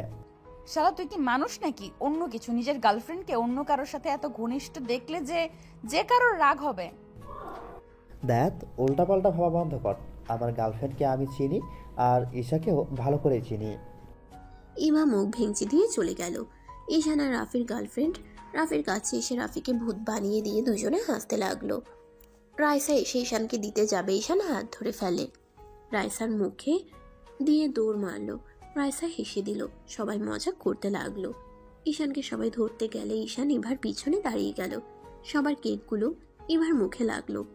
ইভা রেগে গিয়ে ঈশানের মাথা ধরে মুখে সব কেক ঈশানের গালে ভরিয়ে দিতে লাগলো। সবাই হা হয়ে গেল। সবাই মজা করে। খাবার খেয়ে ফ্রেশ হয়ে সবাই রুমে চলে গেল। ঈশান, রাকিব, তুলি এক রুমে চলে গেল। অন্যদিকে ইভা ও ঈশানদের রুমে এসে শুয়ে পড়ল। ছেলেরা সোফায় যাও, আর আমরা দুইজন এখানে ঘুমাবো। দেখ, আপনারা তাকেন, আমি যাচ্ছি। কথাটা বলে দুইজন বের হয়ে গেল। ঈশান, রাকিব রাফিদের সাথে ঘুমাতে চলে গেল। সকালে ঘুম ভাঙলে সবাই নাস্তা করে বের হয়ে গেল। এখান থেকে যেতে লাগলো। রাফির ফোনে কল আসলে রাফি কল রিসিভ করে কথা বলে। ঈশান ইভাকে বলল, ঈশান, ইভা তোমাদের আমাদের বাসায় যেতে বলছে, আন্টি আমাদের বাসায় আছে। তিনজন বাইক সোজা রাফিদের বাসার দিকে যেতে লাগলো। তিনজন বাইক নিয়ে সোজা রাফিদের বাসার দিকে যেতে লাগলো। রাফিদের বাসায় যেতে যেতে 12টা বেজে গেল। রাফিদের বাসায় ঢুকতে ঈশান চারিদিকে দেখতে লাগলো। তিনজন সদর দরজা নক করলে দরজা খুলে গেল। তিনজন ভিতরে ঢুকতেই দেখতে পায় অনেকজন বসে আছে। ইভার আম্মু আতিয়া বসে আছে। একজন মহিলা আতিয়াকে খাওয়াই দিচ্ছে। ঈশান, ইভা, রাফি এগিয়ে গেলে ঈশান সালাম দিল। মহিলাটা পিছনে তাকাতেই ঈশান চমকে গেল। সবাই ঈশানের সালামের উত্তর দিল। সাগর চৌধুরী বলে ওঠে, আরে ঈশান, তুমি এখানে? ঈশানকে আপনি চিনেন নাকি দুলা ভাই? আসসালামু আলাইকুম আঙ্কেল, কেমন আছেন? অনেকদিন পর দেখা হইল। ভাইয়া, তুমি আব্বুকে চেনো? এই ফাজিল, কি বলিস? আতিয়ার সাথে সাথে মুখ চেপে ধরল। ঈশান রাহেলা বেগমের দিকে কিছুক্ষণ তাকিয়ে থেকে বলল, ফুপি কেমন আছেন? রাফির ফুপি ঈশানের কাছে এসে জড়িয়ে ধরে বলল, ভালো আছি, তুমি কেমন আছো? তোমার তো খোঁজ খবরই নাই। পড়াশোনার অনেক চাপ ছিল। এসএসসি রেজাল্ট কি? আলহামদুলিল্লাহ, আপনাদের দোয়া প্রথম হয়েছি, গোল্ডেন A+। মাশাআল্লাহ, বসো। সাগর, তোমরা ওকে কিভাবে চেনো? আরে এটাই তো সেই ছেলে যে রাফিকে বাঁচিয়েছিল রক্ত দিয়ে। সাগর চৌধুরীর কথা শুনে সবাই ঈশানের দিকে তাকিয়ে বলে, তোমার অনেক কথা শুনেছি, কখনো দেখা হয়নি। তুমি বাচ্চা একটা ছেলে হয়ে আমার কলিজাটাকে বাঁচিয়েছিলে, নিজের কথা না ভেবে। মানুষ হয়ে যদি মানুষকে সাহায্য করতে না পারি তাহলে কেমন মানুষ হইলাম? আর আমি একজন এতিম, আমি মরলে কারো কিছু যাবে আসবে না। বাট রাফি ভাইয়া আপনাদের চোখের মণি, আর আমি এতগুলো মানুষের চোখের মণিকে কিভাবে মরতে দিতে পারি? ঈশানের কথা শুনে সবাই ইমপ্রেস হয়ে গেল। ইভা যেন এই ঈশানকে চিনতে পারছে না। ইভা মনে মনে ভাবতে লাগলো, অতটুকু ছেলে না, চিন্তাধারা কত সুন্দর। ঈশান, ইভা, বসো। ঈশান বলে ওঠে, আন্টি বাসায় কখন যাবেন? বাসায় যেতে পারবে না, এখানেই থাকতে হবে। আন্টি দয়া করে আমার বোনকে এত ভালোবাসা দিবেন না। আমি চাই না আপনার ভালোবাসা পেয়ে আপনার থেকে আদর স্নেহ আশা আমার বোন করুক। ভাইয়া, তুমি কোনাকে চিনতে পারছো না? মাঝে মাঝে চেনা মানুষকে অচেনাভাবে এড়িয়ে যাওয়া ভালো। আর আতিয়া? ভাইয়া, উনি তো আমাদের। চুপ, একদম ভুলভাল কিছু নিজের মনে গেঁথে নিস না। আমরা এতিম, এটাই আসল পরিচয় আমাদের। কি বলো এসব? কিছু না আন্টি, আমি আতিয়া চলে গেলাম, আপনারা তাহলে থাকেন। আমাদের বাড়িতে এই প্রথম আসলে এভাবে চলে যেতে পারবে না। ঈশান চলে যেতে পারবে না, চলো আমার সাথে। দুঃখিত ভাইয়া, অসম্ভব এখানে থাকা। এই আতিয়া ওঠেক। আমি যাব না। আমার মাথা গরম হয়ে যাবে। ওঠেক তাড়াতাড়ি, না হইলে কিন্তু তোকে দুইটা জিনিসের ভিতর একটা বেছে নিতে হবে। ভাইয়া, তুমি এমন কেন করছো? আমি এখান থেকে যাব না। রাহেলা বেগমকে জড়িয়ে ধরে বলল, আমি আম্মুকে ছেড়ে কোথাও যাব না। আতিয়ার কথা শুনে ইভা রাফি হা হয়ে গেল। ঈশান রেগে বলল, আতিয়া, মেজাজ কিন্তু বিগড়ে যাচ্ছে। থাপ্পড় খাওয়ার আগে আমার সাথে চলো। উনি আমাদের কেউ না, আমাদের মা তো মেরে গেছে। অ্যানি আমার কোথা থেকে আসলো? না, আম্মু বেঁচে আছে। বড় আব্বু আমাদের মিথ্যা বলেছে। মিথ্যা বলে ভালোই বলছিল। তুই আমার সাথে যদি এখন না যাস তাহলে আমাকে সারা জীবনের মতো হারাবি। ঈশান, এমন কেন করছো? দেখো ঈশান, আমি জানি আমার উপর রাগ হওয়া স্বাভাবিক, বাট তুমি আমার পুরো কথা শুনলে বুঝতে পারবে। আমার কিছু শোনার নাই, বোঝার তো দূরের কথা। আপনাকে আমি সম্মান করতাম, বাট এখন আপনাকে আমি ঘৃণা করি। বউ, আপনি ঠিক বলছিলেন, আজ তার প্রমাণ আমি পেলাম। ঈশান, আমি জানতাম না রাহেলা আন্টি তোমার আম্মু। আন্টি অনেক ভালো মানুষ। এত কিছু শুনে লাভ নাই। আতিয়া, তাহলে তুই আসবি না? ওকে, ভালো থাক তুই তোর আম্মুকে নিয়ে। আমাকে আর কোনো দিন পাবি না। ঈশান কথাটা বলে চলে যেতে লাগলো। রাফি আটকাতে গেলে ঈশান বলে, ভাইয়া ছাড়েন। যেতে পারবে না, তুমি তো আমার ছোট ভাই হও, এখন থেকে যেতে পারবে না। ভাইয়া প্লিজ ছাড়েন, আমার মাথাটা গরম হয়ে যাচ্ছে। কেন মাথা গরম হচ্ছে? তোমার একবার ছোট আম্মুর কথা শোনা উচিত, উনি কি বলে সেটাই শোনো। শোনার কোনো দরকার নাই। ছোট থেকে অত্যাচারিত হয়ে এত বড় হইলাম। প্রতিনিয়ত ছোট বোনকে কষ্ট পেতে দেখতে দেখতে যখন বাড়ি ছেড়ে আসলাম, তখন ওনার সাহায্য আমার লাগবে নাকি? একবার যখন বের হয়ে এসেছি তখন আমার বোনকে নিয়ে ভালো থাকতেই পড়ব। আর এমন মা উনি আজ পর্যন্ত কোনো দিন আমাদের খোঁজ খবর নেয় নাই আমরা বেঁচে আছি কিনা মরে গেছি। জেলে থাকা মানুষ কিভাবে তার সন্তানদের খোঁজ খবর নিবে বলতে পারো? মানে জানতে হইলে আমার কথা তোমাকে শুনতে হবে। 10 বছর আমি নিজের সন্তানদের খুনের জন্য জেলে ছিলাম। কি বলছেন? ঠিক বলছি। তোমার বাবা, তোমার বড় আব্বু আমাকে মিথ্যাভাবে ফাঁসিয়ে আমাকে জেলে দিয়েছিল। তোমাদের গুম করে প্রমাণ করে দেয় আমি তোমাদের খুন করেছি, আর সাগরের সাথে পালিয়ে যাওয়ার জন্য এমন করছি। হ্যাঁ, তোমার আম্মু ঠিক বলছে। 7 বছর আগে তোমার আম্মু জেল থেকে বের করি। আমি এইসব কিছু জানতাম না। 7 বছর পর যখন আমি দেশে আসি, তখন আমি ইভার আম্মুর থেকে সব শুনে পরে প্ল্যান করে ওকে জেল থেকে বের করে দেশের বাইরে নিয়ে চলে গিয়েছিলাম। আব্বু আর আপনি তো ভালোবেসে বিয়ে করছিলেন, তাহলে আব্বু আপনার সাথে এমন কেন করলো? আমি তোমার কাজের লোকের মেয়ে ছিলাম। ভালোবেসে বিয়ে করলেও তোমার আব্বু আমাকে সত্যি করে ভালোবাসতো না। তোমার দাদা যখন আমার নামে সবকিছু লিখে দেয়, তখনই সবার আসল রূপ দেখা যায়। আমার থেকে সবকিছু লিখে নেওয়ার জন্য আমার উপরে অত্যাচার করতো। কিন্তু আমি তোমাদের ভবিষ্যতের কথা ভেবে দিতে রাজি ছিলাম না, কারণ ওরা 2 ভাই ছিল নেশাখোর, টাকা উড়ানোর ওদের কাজ।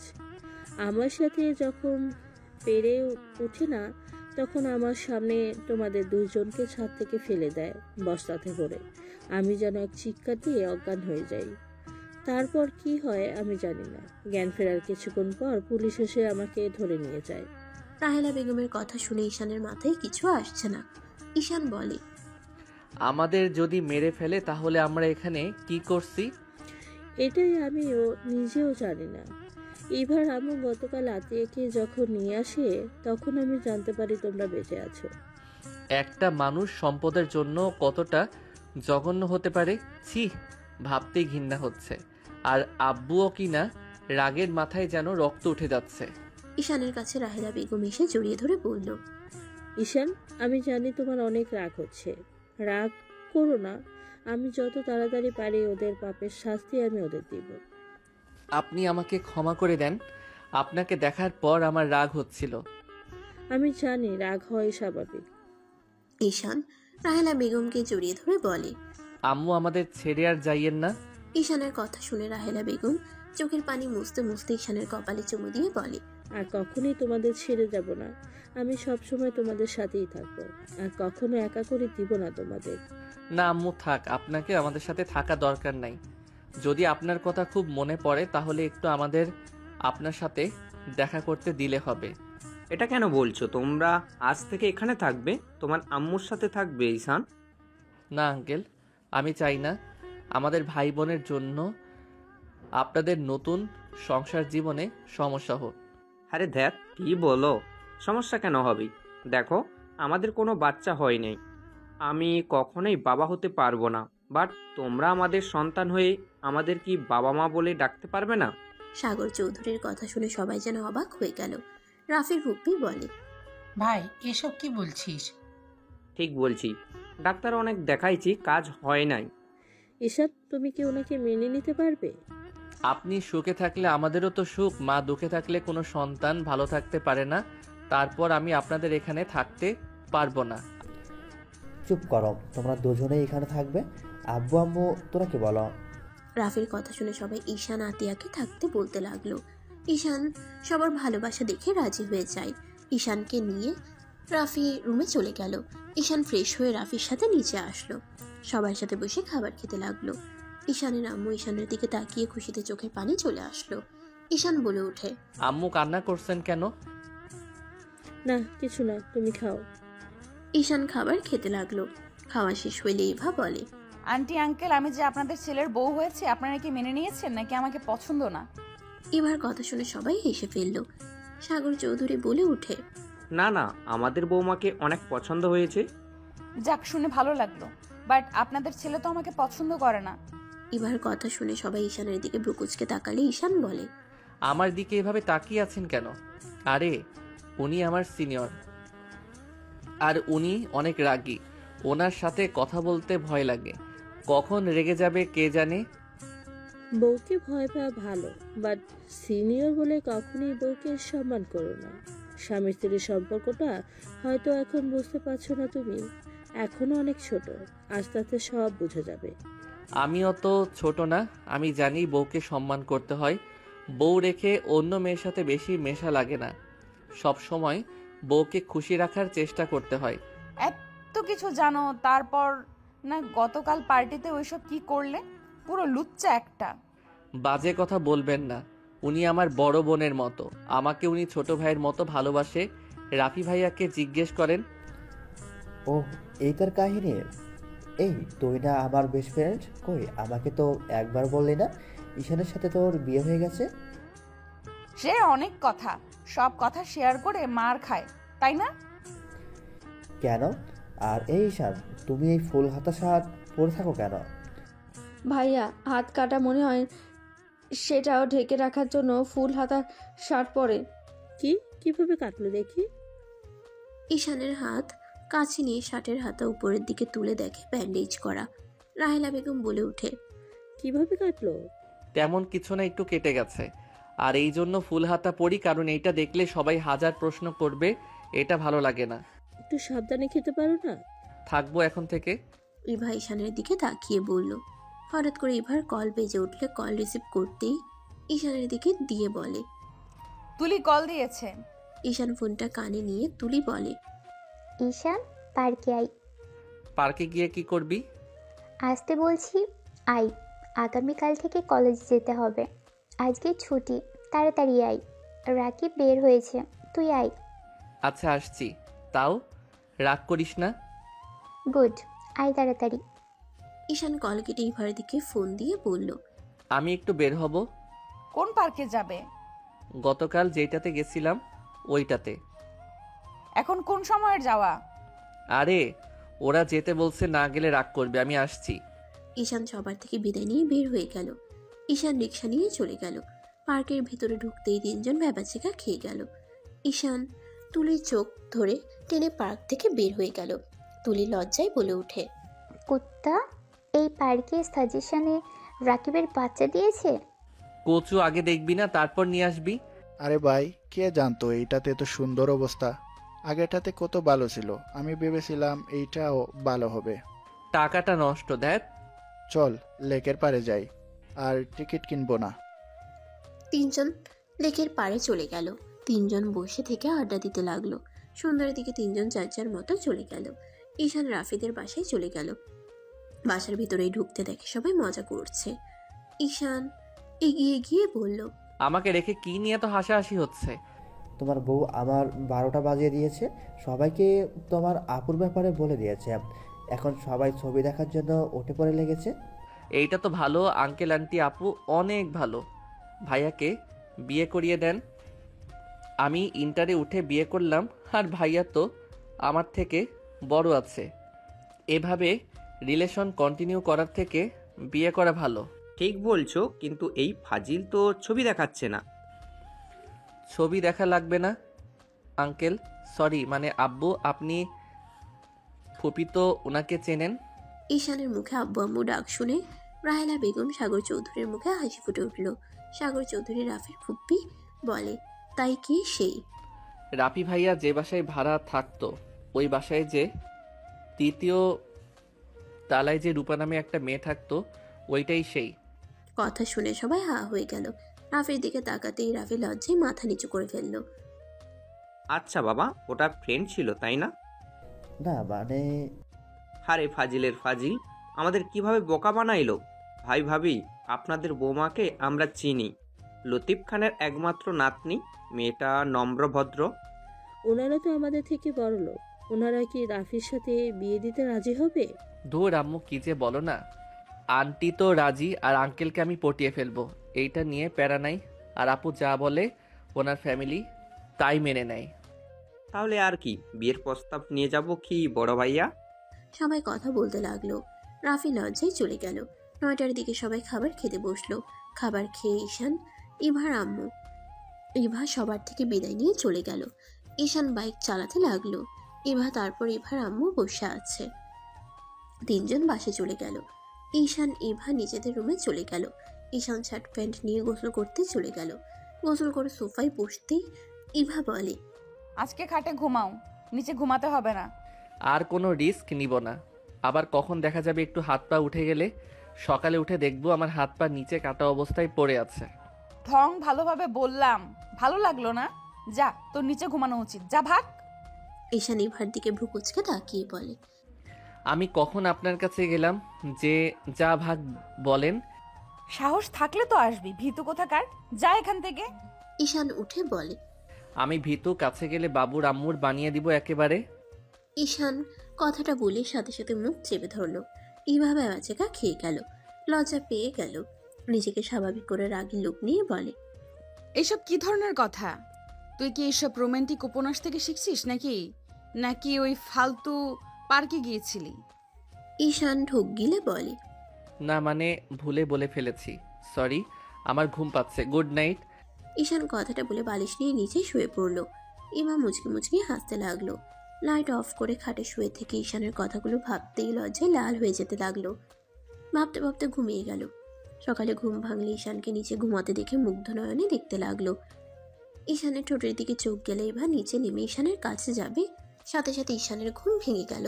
ইভা সাথে সাথে উঠে পড়ে, ঈশানকে দেখে বলে, এই কলেজে যাবে না নাকি? নাক ডেকে ঘুমাচ্ছ? আমি আবার কবে থেকে নাক ডাকলাম? প্রতি রাতেই তো ডাকো। কি অসম্ভব? অসম্ভব কেন? সত্যি ডাকি, হয়তো নিচে শুয়ে থাকার জন্য এমন হইতে পারে। হয়েছে, যাও ফ্রেশ হয়ে আসো তাড়াতাড়ি। ঈশান উঠে ফ্রেশ হতে চলে গেল। ইভা মিটিমিটি করে হাসতে লাগলো। ঈশান ফ্রেশ হয়ে বের হইলে দেখে ইভা খাটের উপরে শার্ট আর প্যান্ট রেখেছে। ঈশান কিছু বলার আগে ইভা ওয়াশরুমে চলে গেল। ঈশান শার্ট প্যান্ট পরে নিল। ঈশান কলার ঠিক করতে লাগলো। ইভা বের হয়ে ঈশানের শার্টের বোতাম খোলা দেখে অবাক হয়ে গেল। ইভা বলে ওঠে, তুমি কি প্রতিদিন জিম করো নাকি? ঈশান ইভার কথা শুনে সাথে সাথে শার্টের বোতাম লাগাতে লাগলো। ইভা ঈশানের কাছে গেলে সাথে সাথে ঈশান ব্যাগ নিয়ে খাটে বসলো। ইভা বলে, দেখি একটু। লুচ্চা নাকি? রেডি হন। ইভা মুখ ভেঙচি দিয়ে রেডি হতে লাগলো। ঈশান এবার দিকে তাকাতেই এবার রেডি হয়ে বলল, চলেন, রেডি হওয়া শেষ। আপনি একমাত্র মাইয়া যে এত তাড়াতাড়ি রেডি হতে পারেন। আপনাকে নোবেল পুরস্কার দেওয়া দরকার। মানে? কিছু না, চলেন। ঈশান এবার পিছন পিছন যেতে লাগলো। নিচে গিয়ে দুজন খাবার খেয়ে বের হয়ে গেল। প্রতিদিনের মতো ঈশানকে গেটের সামনে নামিয়ে দিল। ঈশান সোজা ওর ফ্রেন্ডদের সাথে কুশল বিনিময় করে ক্লাসে চলে গেল। রাকিব ঈশানকে বলল, এত লেট হইল কেন রে? ঘুম ভাঙতে দেরি হয়েছে, আর ঠিক সময় তো এসেছি। সাথে সাথে ক্লাস শুরু হয়েছে। ঈশান মনোযোগ দিয়ে ক্লাস করতে লাগলো। ক্লাস শেষ হইলে বাহিরে গেলে রাফি ডাক দিলে তিনজন ওইদিকে যেতে লাগলো। ওদের সামনে গিয়ে ঈশান বলল, ভাইয়া কিছু বলবে? ছোট আম্মু তোমাকে কোচিংয়ে ভর্তি করে দিতে বলেছে। টাকা খরচ করতে হবে না। আপনার বেস্টু তো আছে, উনি তো আমার ম্যাম হতে পারে। ওহি তোমাকে পড়ানো বাদ লাঠি পেটা বেশি করবে। তাই নাকি? আমিও অন্য কিছু দিয়ে দৌড়াবো। কি দিবা? কিছু না। আপনি কি আমাকে পড়াতে পারবেন না? এসব বাদ দাও আম্মু, যা বলে তাই শোনো। ভালোভাবে পড়াশোনা করো, অন্য চিন্তা মাথা থেকে ঝেড়ে ফেলে দাও। ঈশান, তুমি চাইলে আমি তোমাকে পড়াতে পারি। তুই পড়াবি? তুই তো ভালো স্টুডেন্ট আছো। ওকে, তুই তাহলে ঈশানকে পড়াস, আর যা বেতন নিবি আমি তোকে দিয়ে দেব। আরে, ওকে পড়াতে বেতন লাগবে না। দেখ, তা কখনো হয় নাই। এই শোন, ঈশানের সাথে আরও কিছু স্টুডেন্ট পড়া, তাহলে তোর আর তোর আব্বু থেকে হাত খরচ নিতে হবে না। আমার ভালো সুযোগ থাকলেও আমি টিউশনি করতাম। ঈশানকে আমি পারাবো, অন্য কারোর পড়ানোর দরকার নাই। রাইসা সরল আর অনেকটা নরম মনের মানুষ। এই ফাজিল কি একটা কিছু বুঝলে রাইসা গলে যাবে। পড়া তো হবেই না, উল্টো পড়াচোর হবে। আমি কঠোর হব, এত মাথা ঘামাস না। রাইসা পড়াক, তুই আমার ভাইকে মেরে হাড্ডি ভেঙে দিবি। এই, তুই কার কাছে পড়বি বল? দেখ, আমি কারো কাছে পড়বো না। রাকিব, রাকিব চল এখান থেকে, এখানে থাকলে ঝামেলা হবে। ঈশান কথাটা বলে রাকিব তুলিকে নিয়ে দৌড় দিল। তিনজন সোজা ক্লাসে চলে গেল। ক্লাস করতে লাগলো। হঠাৎ করে নিচের দিকে চোখ যেতেই ঈশান অবাক হয়ে যায়। ঈশান রাকিবকে বলে, রাকিব, নিচে কি হয়েছে রে? ওদিকে এত মানুষ কেন দৌড়ে যাচ্ছে? কি জানে, ক্লাস শেষ হোক না, চল দেখে আসি কি হয়েছে। ঈশান, রাকিব, তুলি ম্যামকে কিছু না বলে পিছনের দরজা দিয়ে বের হয়ে আসলো। দৌড়ে ওদের সাথে যেতে লাগলো। ঈশান একজনকে হেসে বলল, ভাইয়া, ওইদিকে দৌড়ে যাচ্ছেন কেন? হঠাৎ করে রাফির কণ্ঠে ডাক শুনে ঈশান চমকে গেল। তিনজন দৌড়ে যেতে লাগলো। পুরনো ক্লাসের ওইদিকে সবাইকে ভিড় ঠেলে তিনজন সামনের দিকে তাকাতেই থমকে গেল। দেখে রনির অনেকগুলো গুন্ডা দিয়ে রাফির ফ্রেন্ডদের মারছে। ওইদিকে তাকাতে ঈশানের মাথায় যেন রক্ত উঠে গেল। ঈশান চিৎকার করে বলল, রনি আমার ওনার দিকে, যদি তুই আর একটু এগিয়ে যাস না। রনি নিজের ভালো চাইলে এখন থেকে সবাইকে নিয়ে যা। ঈশানের কথা শুনে সবাই হাসতে লাগলো। রনি হেসে বলে, কি করবি রে তুই আমার? ওই ওই রাকিব আর তুলিকেও ধর, ভাইয়া ওরা আমাদের সাথে বেয়াদবি করছে। রনির লোক তুলির দিকে হাত বাড়াতেই ঈশান হাত ধরে একটা মোচড় দিয়ে ভেঙে মাটিতে ফেলে এক শট দিয়ে অজ্ঞান করে দিল। সবাই চমকে উঠল। ঈশান বলে, দেখি তোদের কত বড় বুকের পাটা হয়েছে যে আমার স্ত্রী আমার ভাই বোনদের গায়ে হাত তুলোস। ঈশানের কথা শুনে সবাই অবাক হয়ে গেল। ঈশান এক এক করে সবাইকে চোখে নিমিশেই মেরে অজ্ঞান করে দিতে লাগলো। রাফি শুধু হাসতে লাগলো। রাফি হাসতে হাসতে বলে, রনি, তোদের হাতে এখনো পালানোর সুযোগ আছে, ইভার কাছে ক্ষমা চেয়ে পালা। আমি কি ওকে ভয় পাই নাকি? আমি ভাইয়া, তুমি বসে আছো কেন? মারো ওকে। রনির ভাই ঈশানের দিকে ঘুরে তাকাতেই রনির ভাই কাঁপতে লাগলো। দূরে এসে রনিকে থাপ্পড় মারতে মারতে বলে, স্যার, ওকে ক্ষমা করে দেন। ওই তো ছোট মানুষ, বুঝতে পারে নাই। আমি আমার ভাইকে মারছি, আপনি সবাইকে নিয়ে চলে যান। আমি এখনই সবাইকে ছেড়ে দিচ্ছি। রনির ভাইয়ের কথা শুনে সবাই হতভম্ব হয়ে তাকিয়ে আছে। ঈশান রাগের সামনে চেয়ারে কাছাড় দিয়ে ভেঙে বলল, আপনি এমন কলেজে এসে মাতবাড়ি করেন? আপনার এত বড় সাহস কিভাবে হয়? এখানে অন্যায় কাজে ভাইকে প্রশ্রয় দেন। আমি যদি আপনার একটা ব্যবস্থা না করছি, আমার নামও। ঈশানের কিছু বলার আগে পা ধরে জড়িয়ে ধরে কান্না করতে করতে বলে, স্যার, আমার ভুল হয়ে গেছে, আমাকে ক্ষমা করে দেন। আমি কাজে সাহায্য করতে চাই নাই। আমার ছোট ভাই আমাকে ব্ল্যাকমেল করে আসতে বাধ্য করেছে। আমি যদি না আসতাম তাহলে ওই আত্মহত্যা করতো। ঈশান রেগে গিয়ে বলে, আত্মহত্যা করার খুব শখ তোর, তাই না? আমি তোকে মৃত স্বাদ দিব। ওয়েট। ঈশান যেতে নিবে, ঈশানের পা রনির ভাই শক্ত করে জড়িয়ে ধরে থাকে। রনিকে বলে, রনি, সারা জীবন হসপিটালে থাকতে না চাইলে দৌড়ে পালিয়ে যা, তাড়াতাড়ি এখান থেকে যা। আমি কোথাও যাব না। তুমি ওই পিচ্ছির বাচ্চাকে দেখে কেন ভয় পাচ্ছ? কে পিচ্ছি রে? এই আপনি পা ছাড়েন। আপনার ভাইকে আমি একটু পিচ্চিগিরি দেখাই। রনির ভাই বলে, তুই এখান থেকে যাবি? কিসের ভাব দেখাস তুই? হ্যাঁ, তুই জানোস ওই কে? ওই যদি একবার বসকে কিছু বলে আমার চাকরি থাকবে না, আর তোকে জেলে দিতে 1 মিনিট সময় লাগবে না। আর ওই যদি তোকে মারে, সব প্রমাণ 1 নিমেষেই শেষ হয়ে যাবে। রনির ভাইয়ের কথা শুনে সবাই যেন ঈশানের দিকে তাকিয়ে আছে। রনি ভয়ে কাঁপতে লাগলো। রনি দৌড়ে পালিয়ে গেল। রনির ভাই বলে, স্যার, আমাকে ক্ষমা করে দেন, আমি আর কোনোদিন এমন ভুল করব না। আমার চোখের সামনে থেকে যান, আর আপনার ভাই আমার নজরে সব সময় থাকবে। ঈশানের কথা শুনে ভয়ে দৌড়ে চলে গেল। রাকিব, তুলি, ইভা, রাফি বাদে সবাই যেন ভূত দেখার মতো দেখছে। ঈশান ইভার কাছে গিয়ে দড়ি খুলে দিল। ইভা ঈশানকে বলল, আমি কি চোখে ভুল দেখছি? জানি না, ব্যথা পাইছো? ঈশান ইভার ঠোঁটের রক্তগুলো মুছে দিতে লাগলো। ইভা রাগ করে বলল, যা এখান থেকে কুত্তা। তুই এতক্ষণ কই ছিলি? আর একটু হইলে সবার সামনে। ইভা কথাগুলো বলে কান্না করতে লাগলো। ঈশান ইভাকে জড়িয়ে ধরে বলল, সরি, আমি ক্লাসে ছিলাম, আর আমি থাকতে তোমার ক্ষতি কেউ করতে পারবে না। আর ওই সবাই এভাবে কি দেখেন? এখান থেকে যাবেন। ঈশানের কথা শুনে সবাই চলে যেতে লাগলো। রাইসা হতভম্ব হয়ে তাকিয়ে আছে ঈশান আর ইভার দিকে। রাফি আর সবাই কাশি দিয়ে বলল, আমি তোর বড় ভাই, রোমান্স পরে কর। ঈশান সাথে সাথে ইভাকে ছেড়ে দিয়ে বলল, সরি ভাইয়া, ভুল সময় চলে এসেছি। তোমাকে এত মারছে, আর আমাকে একবার কাউকে দিয়ে ডাক দিতে পারলে না? ঈশান, তোমার এই কলেজে পড়া উচিত না, এখান থেকে চলো। ইভা, ঈশানের হাত ছাড়ো। কোন হাত ছাড়বো? ওর বিপদ আছে, এখানে থাকা নিরাপদ না। ঈশান সাথে সাথে ইভাকে ছেড়ে দিয়ে বলল। ঈশানের হাত ধরে রাফি নিয়ে যেতে লাগলো। ইভা ঈশান রাফির পিছন পিছন যেতে লাগলো। ঈশান রাফির বাইকে উঠল। ইভা ঈশানদের পিছন পিছন যেতে লাগলো। হঠাৎ করে পিছন থেকে ঈশানের উপরে কেউ গুলি চালিয়ে দিল। ঈশান ছিটকে রাস্তায় পড়ে গেল। ইভা জোর একটা চিৎকার দিলে রাফি পিছনে ঘুরে তাকালো। ইভা বাইক থামিয়ে ঈশানকে ধরলো। রাফি বাইক ঘুরিয়ে ঈশানের কাছে এসে ধরলো। ইভা চিৎকার করে কান্না করতে করতে বলল, ঈশান, চোখ খুলো। ঈশান, প্লিজ চোখ খুলো। ঈশান, প্লিজ চোখ খোল। ঈশান, ওঠেক না ভাই।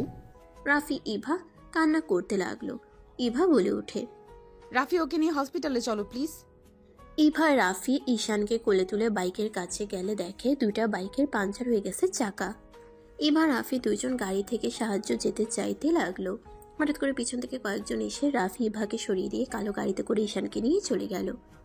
ঈশান ইভা দৌড়াতে লাগলো। গাড়িটা ধরতে পারলো না। ইভা দৌড়াতে গিয়ে গাড়ির সাথে ধাক্কা লেগে পড়ে গেল। 5 বছর পর। আর কতদিন এভাবে ঈশানের স্মৃতি নিয়ে বেঁচে থাকবি? তুই আমাদের একমাত্র সন্তান। আমরা এভাবে আর দেখতে পারছি না। যে মারা গেছে তার স্মৃতি কতদিন বেঁচে থাকা যায়? তোর সুন্দর একটা ভবিষ্যৎ আসে। আমি কাউকে ঈশানের জায়গা দিতে পারবো না। আমাকে কেন বারবার জোর করছো? যদি এমন করো তাহলে আমি কোথাও হারিয়ে যাব। আমাকে আর খুঁজে পাবে না। পারস তো একটাই কথা বল, খালি একটাই কথা, হারিয়ে যাবি। আমাদের কথা কি একবারও ভাববি না? এই বুড়ো বয়সে কি একটু শান্তিতে থাকতে দিবি না? আমাকে হসপিটালে যেতে হবে। ইভা কথাগুলো বলে চলে গেল। ইভা বাসা থেকে বের হয়ে গাড়িতে উঠে পড়ল। ইভা ঈশানের কথা ভাবতে লাগলো। চোখের কোনায় পানি আসলো, সাথে সাথে মুছে ফেললো। এদিকে আতিয়া রাস্তার পাশে দাঁড়িয়ে একটা ছেলের সাথে কথা বলা দেখে ইভা গাড়ি থামিয়ে কাজ নামিয়ে বলল, আতিয়া, কি করছো এখানে? ওহ ভাবি, আপনার কাছে যাচ্ছিলাম। আমার ফ্রেন্ডের সাথে দেখা হলো অনেকদিন পর তো। ভাবি, এটা আম্মু আপনার জন্য পাঠিয়েছে। গাড়িতে ওঠো। ভাবি, কলেজে যেতে হবে।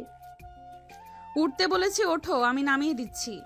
ইভা ছেলেটাকে বিদায় দিয়ে গাড়িতে উঠে পড়ল। ইভা আতিয়ার দিকে তাকিয়ে বলল, আতিয়া, ছেলেদের সাথে একটু কম মেশার চেষ্টা করো। ভাবি, আপনি কি আমাকে সন্দেহ করছেন নাকি? সন্দেহ না, তুমি কোথায় কি করো সব কিন্তু আমি জানি। আর তুমি আন্টির সাথে বেয়াদবি করো কেন? বেয়াদবি কি আমি ইচ্ছে করে করতে চাই? আম্মু সব কিছুতেই বেশি শাসন করে। আমি তো বড় হয়েছি, তাই না? এখন কি আমি নিজের ইচ্ছে মতো চলতে পারবো না নাকি? আতিয়া, তুমি এতটাই বড় হয়ে গেছো যে এটাও বুঝতে পারলে না আন্টি কেন তোমার সাথে এমন করে। দেখো, অলরেডি তোমার ভাইয়াকে সে হারিয়ে ফেলেছে। সে চায় না তোমার কিছু হোক। তুমি তার শেষ ভরসা। তোমার কিছু হইলে সে আরো ভেঙে পড়বে। আমি জানি, কিন্তু রাগ উঠে গেলে আমি কি করব? আর আমি আমার ভাইয়ার মৃত্যুর রহস্য বের করবই। আমার ভাইয়াকে যে মারছে আমি তাকে মেরে ফেলবো। চুপ করো, এসব মাথা থেকে বের করে দিয়ে পড়াশোনায় মনোযোগ দাও। ও ভাবি, আব্বুর সাথে দেখা করতে যেতে হবে। আমি গতকাল রাতে দেখা করতে গেছিলাম। আব্বুকে কবে ছাড়ানো যাবে? আব্বুকে এভাবে দেখতে ভালো লাগে না। খুনের মামলা, আর আমরা চেষ্টা করছি খুব তাড়াতাড়ি উনি বের হয়ে আসবে। দুজন কথা বলতে বলতে ইভা আতিয়াকে কলেজের সামনে নামিয়ে দিয়ে ইভা হসপিটালে চলে গেল। হঠাৎ করে হসপিটালে কয়েকজন দৌড়ে ভিতরে ঢুকলো। একটা লোককে কাঁধে নিয়ে একজন ডাক্তার ডাক্তার বলে ডাকতে লাগলো। ইভা দৌড়ে বাহিরে আসলে দেখতে পায় একজন মানুষের অবস্থা খুব খারাপ। ইভা নার্সকে ইশারা করলে নিয়ে গেল। ইভা চলে গেল। ইভা লোকটাকে চিকিৎসা দিতে লাগলো। বাইরে 3 জন লোক বসে আছে। ইভা বাহিরে আসতেই একজন ইভার সামনে এসে বলল, ম্যাম, আমার ভাইয়ার কি অবস্থা? ইভা সামনের লোকটাকে দেখে চমকে গেল। ইভা লোকটাকে শক্ত করে জড়িয়ে ধরে সারা মুখে চুমু দিতে লাগলো। সবাই হতভম্ব হয়ে গেল। ঈশান, তুমি বেঁচে আছো? কি করছেনটা কি? ঈশান ধাক্কা দিয়ে সরিয়ে দিল। ঈশান বলে, এইসব লুচ্চা টাইপের ডক্টরকে রাখছে রে। এই আমার ভাইয়ার কি অবস্থা সেইটা বলেন।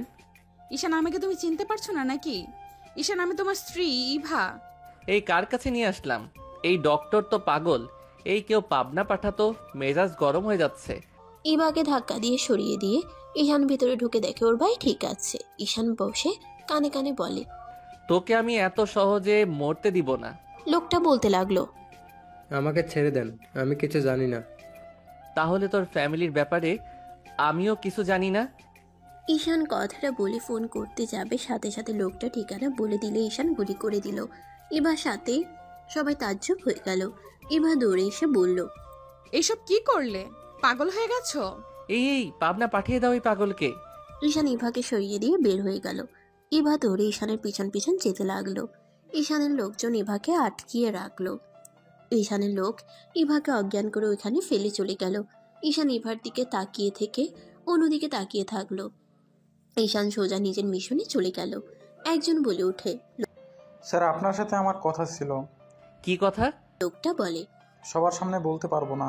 তাহলে পরে বলো। ঈশান সব ইনফরমেশন পাঠিয়ে দিয়ে নিজে চলে গেল। সবাই ঠিকানা অনুযায়ী ড্রাগ সাপ্লাইকারীদের সাথে মারামারি করতে লাগলো। মারামারি করতে করতে একজনের হাতে গুলি লাগলে ঈশান সাথে সাথে তাকে ধরে যে গুলি করেছে তার মাথায় গুলি করে দিল। পুলিশ এসে সবাইকে ধরে নিয়ে যেতে লাগলো। ঈশান লোকটাকে গাড়িতে তুলে গুলি বের করে ঈশান বেঁধে দিল। ঈশান হোটেলে চলে গেল। হোটেলে গেলে ঈশানের পেছনে লোকটা রুমে ঢুকে দরজা লাগিয়ে দিলে ঈশান খাটের উপরে শুয়ে থেকে বলল, কি বলতে চাইলে বলো। লোকটা কাছে এসে বলে, স্যার, ওই ডক্টর কিন্তু সত্যি আপনার স্ত্রী। কি বলো, মাথা খারাপ হয়ে গেছে?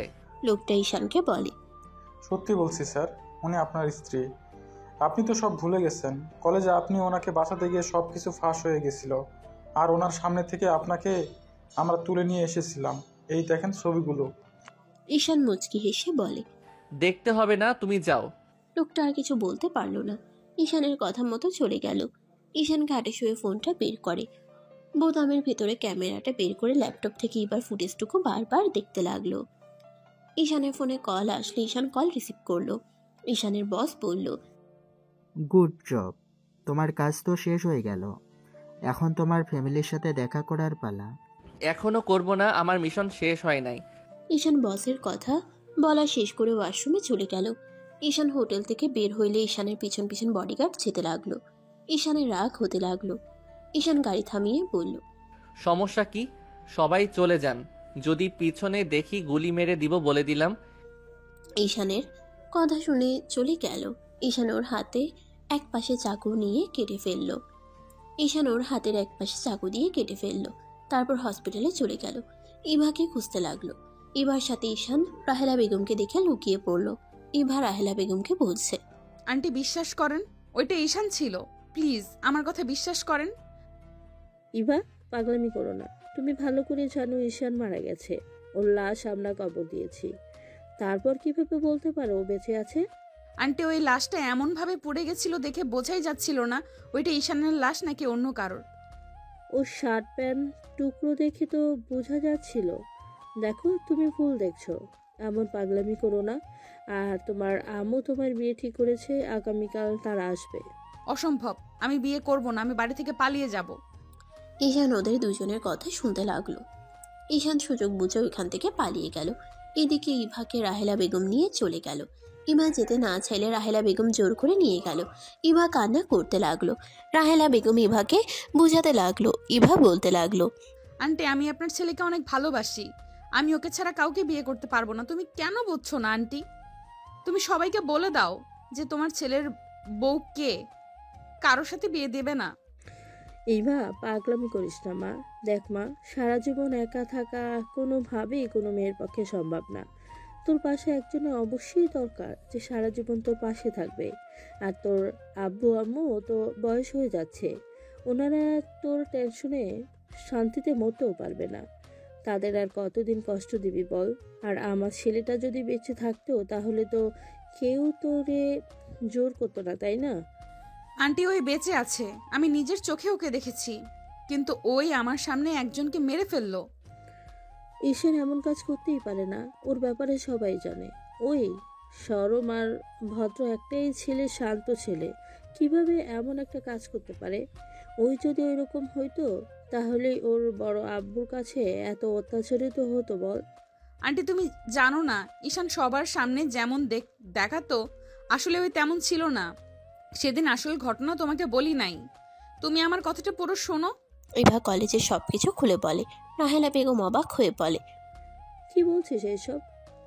হ্যাঁ ঠিক বলছি, ঈশান নাকি এমন ক্ষমতাও আছে যেখানে নাকি ওই কাউকে খুন করলে তার প্রমাণ পাওয়া যায় না। রনির ভাই পর্যন্ত ঈশানের পা ধরে কান্নাকাটি করেছিল, রনির জীবন ভিক্ষা পর্যন্ত চাইছিল। রাফি নিশ্চয়ই কোনো কিছু জানে। আমার ছেলেটা কেন রাজনৈতিক দলের সাথে জড়িত গেছিল না তো? আমি তা জানি না, রাকিব তুলিও কোনো কিছু বলতে পারে না। ওরা সেদিন প্রথম ঈশানের এই রূপ দেখেছে, তারপর তো ঈশানকে হারিয়ে ফেললাম। একবারের জন্য বলতেও পারলাম না আমি ওকে কতটা ভালোবাসি। কথাটা বলে ইভা কান্না করতে লাগলো। রাহেলা বেগম ইভাকে সান্ত্বনা দিতে লাগলো। এদিকে ঈশান হোটেলে গিয়ে বসের সাথে কথা বলতে লাগলো।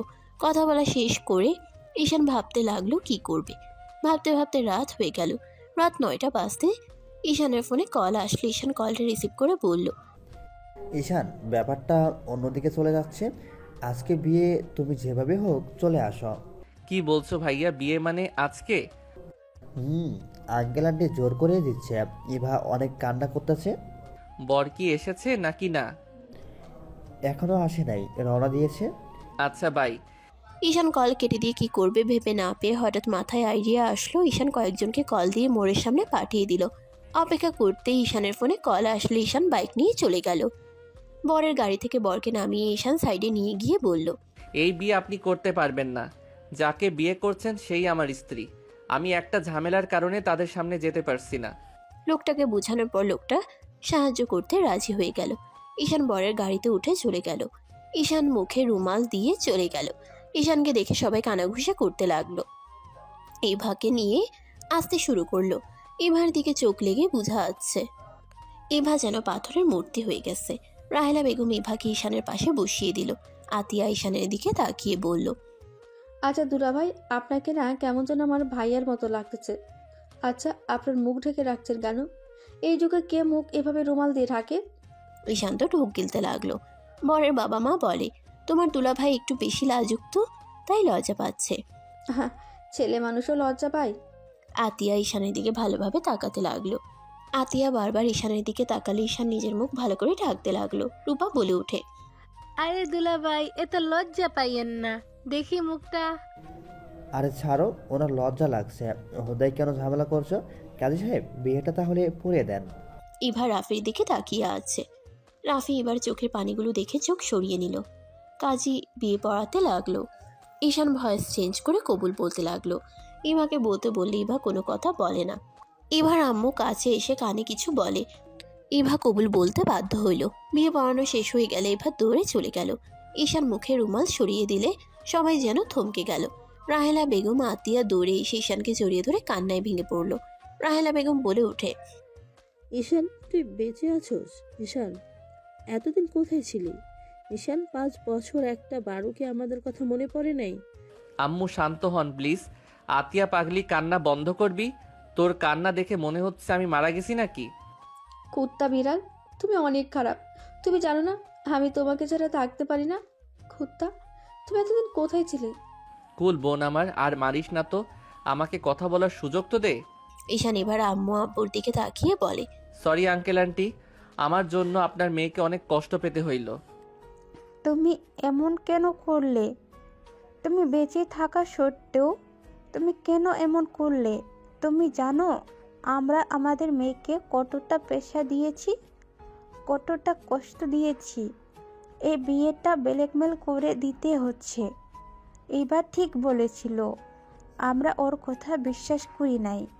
এবার আম্মু কান্না করতে লাগলো। ঈশান এবার হবু বর আসলে ঈশান ওদেরকে ধন্যবাদ দিয়ে দিল। ওরা সবাই বিদায় নিয়ে চলে গেলে ঈশান কিছু বলবে তার আগেই বডিগার্ড এসে রাফিকে দেখে বলে, স্যার, ওনাকে আমি চিনি স্যার, উনি ওই সেই দিন ছিল। আপনি প্লিজ সবাইকে নিয়ে চলে যান। আমি কল দিলে আমাকে নিয়ে যাইয়েন। লোকটা ঈশানের কথা শুনে চলে গেল। ঈশান সবার দিকে তাকিয়ে কান ধরে বলল, সরি সরি সরি, প্লিজ সবাই ক্ষমা করে দেন। আমার পুরো কথাটা একটু ধৈর্য ধরেন। কি বলবে বলো? সেই দিন আমার উপরে আরএস গ্রুপের মালিক হামলা করেছিল, কারণ আমি তাদের অবৈধ সব কিছু ধরিয়ে দিয়েছিলাম। আমি গোয়েন্দা বিভাগের মানুষদের সাহায্য করতাম ক্লাস 8 থেকে। আমি বয়সে ছোট হইলেও আমার বুদ্ধির কারণে গোয়েন্দা বিভাগের এজেন্টকে আমি একবার বাঁচিয়েছিলাম। সেই সব ট্যালেন্ট দেখে আমাকে তার অনেক পছন্দ হয়, আর এই সব বিষয়ে আমার আগে থেকে অনেক আগ্রহ ছিল। আমি ওনাদের সাথে ট্যালিং করতাম। আমাকে ছোট ভেবে প্রথমে নিতে রাজি হয় নাই। আমার আগ্রহ দেখে তারা আমাকে নেয়। আমি পড়াশোনার পাশাপাশি ওইখানে গিয়ে ট্যালিং নিতাম। কি এত ছোট বয়সে এইসব কিভাবে যেতে পারলে তুমি? ছোট আম্মু, পুরোটাই বলতে দেন, তারপর বল। 10 থেকে 6 মাস ওইসব বাদ দিয়ে পড়াশোনা নিয়েছিলাম। 2 মাস ছুটি পেয়েছিলাম। ওই 2 মাসে 3টা কেস আমি সমাধান করতে সাহায্য করছি। তারপর সবাই আমার উপরে ইমপ্রেস হয়ে গেছিল, আর আমাকে ক্ষমতা দেওয়া হয়েছিল, আর সবাই আমাকে অনেক ভালোবাসে, বিশ্বাস করে। আর আমি যেভাবে থাকতাম, আমাকে ধরার মতো ক্ষমতা কারো ছিল না। সেই দিন সব সমস্যা হয়ে যায়। রাগের বশে নিজের পরিচয়টা উচ্ছেদ হয়ে যায়। ওই কলেজের একজন আরএস কোম্পানির মালিককে সব বলে দিলে আমার উপরে হামলা করে, আর আমাকে বাঁচাতে রাফি ইভাকে সরিয়ে দিয়ে আমাকে নিয়ে চলে যায়। আর আমার অবস্থা বেশি ভালো ছিল না। এখান থেকে যাওয়ার পর আবার অ্যাক্সিডেন্ট হয়ে যায়। ভাগ্যক্রমে আমি বেঁচে যাই। মাথায় অনেক আঘাত পাওয়ার কারণে পাগল হয়েছিলাম। 2 বছর যখন ঠিক হইলাম, তখন বস ছাড়া কেউ জানতো না। সবাই জানে আমার স্মৃতিশক্তি নাই। 3 বছর আমার শত্রুদের আরও কেস রহস্য বের করছি। এতদিন আমি দেশের বাহিরে ছিলাম, 1 বছর আগে দেশে এসেছি। সব বুঝলাম। 1 বছর আগে দেশে আসলে তুমি আমাদের সাথে কেন দেখা করো নাই? আমি চাইলে দেখা করতে পারতাম না। আমার পিছনে সব সময় শত্রু লেগে আছে। আমার জন্য আমার ফ্যামিলির কোনো মানুষের ক্ষতি হবে, এইটা কখনোই আমি মেনে নিতে পারবো না। আর এখন মোটামুটি আমার আর একটা মিশন আছে, সেইটা শেষ হইলে আমার কাজ আমি ছেড়ে দিব। ভাইয়া, তুমি যদি এত সাহসী হও তাহলে বড় আব্বু যে আমাদের ওপর অত্যাচার করতো, তাহলে তুমি কিছু বলতে না কেন? সব সময় মার খেতে। উনি আমাদের গুরুজন, আর সব ভাবতাম উনি যেমন হোক, আমাদের তো খাওয়াচ্ছে পড়াচ্ছে। আর তোকে নিয়ে ভাব কোথায় যাব আমি একা হইলে কবে ওইখান থেকে বের হয়ে আসতাম। তোকে নিয়ে বিপদে আরও পড়তে চাই নাই, তাই আমি সব সহ্য করে গেছি। তোর নিরাপত্তার কারণে আমি সব মেনে নিয়েছি। আব্বু থেকে বড় আব্বু অনেক ভালো আছে। আব্বু অনেক ভালো ভাইয়া। আব্বু তোমার খুনের কারণ বড় আব্বুকে ভেবে বড় আব্বুকে খুন করে জেলে গেছে। আর আব্বু আমাদের অনেক ভালোবাসে। সেদিন ছাদ থেকে আব্বু আমাদের বাঁচিয়েছিল, আমাদের জায়গায় অন্য বস্তা রেখেছিল। সেই আমাদের অনেক ভালোবাসতো, বাট কখনোই প্রকাশ করতো না। আতিয়ার কথা শুনে ঈশান হতভম্ব হয়ে গেল। কি বলছিস এইসব? হ্যাঁ ঠিক বলছি, তোমার আব্বু তোমাকে অনেক ভালোবাসে। তোমার মৃত্যু সহ্য করতে না পেরে ঈশান একবার তোমার আব্বুর সাথে দেখা করো, সেই নিজেকে তিলে তিলে শেষ করে দিচ্ছে। হ্যাঁ ঈশান, তোমার আব্বুর সাথে দেখা করো। আমি আপাতত জেলে যেতে পারছি না। আচ্ছা চিন্তা করেন না, আমি আব্বুকে জেল থেকে বের করে নিয়ে আসবো। এবার কাছে গিয়ে দেখা করো। মেয়েটা আমার মনে হয় কান্না করতে করতে অবস্থা খারাপ। আচ্ছা কান্না করতে থাক, আজকে যত ইচ্ছে কান্না করুক। এরপর থেকে কখনোই চোখে পানি আসতে দিব না। আমাকে এখন যেতে হবে। আম্মু দোয়া করেন আমি যেন সুস্থভাবে ফিরতে পারি। তুমি কোথাও যাবে না, কোনো মিশন যাওয়া লাগবে না। আম্মু ভয় পাবেন না, কার মৃত্যু কোথায় হবে বলা যায় না। ঈশান ফোন বের করে উকিলকে কল দিয়ে কথা বলে নিল। কথা শেষ করে আতিয়ার কাছে নাম্বার দিয়ে বলল, এটা উকিলের নাম্বার, আমি আসতে সময় লাগবে। উকিল সাথে সব সত্যি খুলে বলিস, আর বাকিটা উকিল দেখে নিবে। আর ইভাকে বলার দরকার নাই। ইভাকে বলো বর লজ্জা পেয়ে 1 সপ্তাহের জন্য বাড়িতে গেছে। ঈশান কথাগুলো বলে বের হয়ে গেল। ঈশান সোজা গার্ডেনের ইনফরমেশন দিয়ে চলে গেল বাইক নিয়ে। মাঝ রাস্তায় গার্ডরা গাড়ির সামনে থামালে ঈশান উঠে পড়ল। ঈশান গাড়ির ভেতরে পোশাক পরিবর্তন করে ফেলল, রেডি হয়ে চলে গেল লোকেশন অনুযায়ী। ওখানে গিয়ে মারামারি চলতে লাগলো। ঈশানের পায়ে একটা গুলি লাগলে ঈশান সোজা লোকটার চোখে গুলি করে দিল রাগে। পুলিশ সবাইকে ধরে নিয়ে গেল। ঈশানের বডিগার্ড ঈশানকে নিয়ে চলে গেল। ঈশান নিজের পায়ের গুলি নিজেই বের করে ব্যান্ডেজ করে নিল। ঈশান সোজা এখান থেকে সিলেট চলে গেল। 1 সপ্তাহ পর ঈশান ঢাকায় চলে আসে। দরজার কলিং বেল বাজাতেই আতিয়া দরজা খুলে দিলে ঈশান বলল, কেমন আছোস পিচ্ছি? ভালো দুলা ভাই। ফালতু কি বলিস? ও আতিয়া হাসতে হাসতে বলে, নতুন জামাই ভেতরে আসেন, সবাই আপনার জন্য অপেক্ষা করছে, শুধু আপনার বউ ছাড়া। মা তোর ভাবি কই গেছে? রুবেল দরজা লাগিয়ে রেখেছে, যখন শুনছে তুমি আসবে দরজা খুলছে না। হি হি হি, আমার পরিচয় তো দেশ নাই, তাই তো? দেয় নাই। ঈশান ভিতরে ঢুকতেই ওর আব্বুকে দেখলে ওর আব্বু দৌড়ে এসে ঈশানকে জড়িয়ে ধরে কান্না করতে লাগলো। ঈশানের পায়ে ধরতে যাবে, ঈশান সাথে সাথে বলে, আব্বু কি করছেন? এভাবে কান্না করবেন না প্লিজ। ঈশানের আব্বু কান্না করতে করতে বলে, আমাকে ক্ষমা করে দে বাপ, আমি বাবা হয়ে তোদের উপরে হওয়া অত্যাচার করা দেখেও চুপ ছিলাম। নেশা যেন আমার কাছে বড় হয়ে গেছিল। আব্বু অতীত ভেবে লাভ নাই, এসব বাদ দাও, নতুন করে জীবন শুরু করা ভালো। ঈশান সবার সাথে কথা বলতে লাগলো। সবার সাথে কথা বলা শেষ করে রাত 11টার দিকে ঈশান ইভার রুমের কাছে চলে গেল। ঈশান দরজায় নক করতে থাকলো। ইভা ভিতর থেকে চুপচাপ বসে আছে। ঈশান জোরে জোরে নক করলে ইভা বিরক্ত হয়ে দরজা খুলে দিয়ে পিছনে ঘুরে হাঁটতে হাঁটতে বলে, দেখেন, আমি আপনাকে কখনোই ভালোবাসতে পারবো না। আমি শুনেছি আপনি অনেক সহজ সরল, বাট আমাকে ক্ষমা করবেন। আমি আপনার ভালো স্ত্রী হওয়ার মতো মেয়ে আমি না। আমার কাছে আসার চেষ্টা করলে আমি আপনাকে আকাশের তারা বানিয়ে দেব। বিছানার উপরে দেখছেন চাকুগুলো, সব একদম ঢুকিয়ে দেব। তাই শোনেন, আমাকে যত তাড়াতাড়ি পারেন ডিভোর্স দিয়ে চলে যান। ইভা কথাগুলো বলতে লাগলো। ঈশান মিটিমিটি করে হাসতে লাগলো। ঈশান আস্তে আস্তে দরজা লাগিয়ে দিলে ইভা ভয় পেয়ে গেল। সাথে সাথে চাকু হাতে নিয়ে তাকাতে ইভার হাত থেকে চাকু পড়ে গেল। ঈশান আস্তে আস্তে হেঁটে চাকুগুলো পা দিয়ে সরিয়ে দিয়ে ইভার 2 কাঁধে হাত দিয়ে ঠোঁটে আলতো করে কিস করে বলল, বউ, আমি আপনাকে ডিভোর্স দিতে পারবো না। চাকু দিয়ে না, আপনার ভালোবাসায় মরতে চাই। ইভা ধাক্কা দিয়ে সরিয়ে দিয়ে বলে, তুই এখানে কেন? যা এখান থেকে। আমার স্বামী কই? প্রথম স্বামী ও আমি, দ্বিতীয় স্বামীও আমি। আমি মানি না, বের হ আমার রুম থেকে। ঈশান ইভার কাছে গিয়ে টান দিয়ে নিজের কাছে টেনে নিয়ে বলে, বের হয়ে গেলে তোমাকে নিয়ে বের হয়ে যাব। ইভা কান্না করতে করতে বলে, কুত্তা বিড়াল, আমি কেন তোর সাথে বের হব? হ্যাঁ, আমি তো পাগল, আমার তো পাবনা যাওয়ার দরকার, তোর সাথে কেন যাব?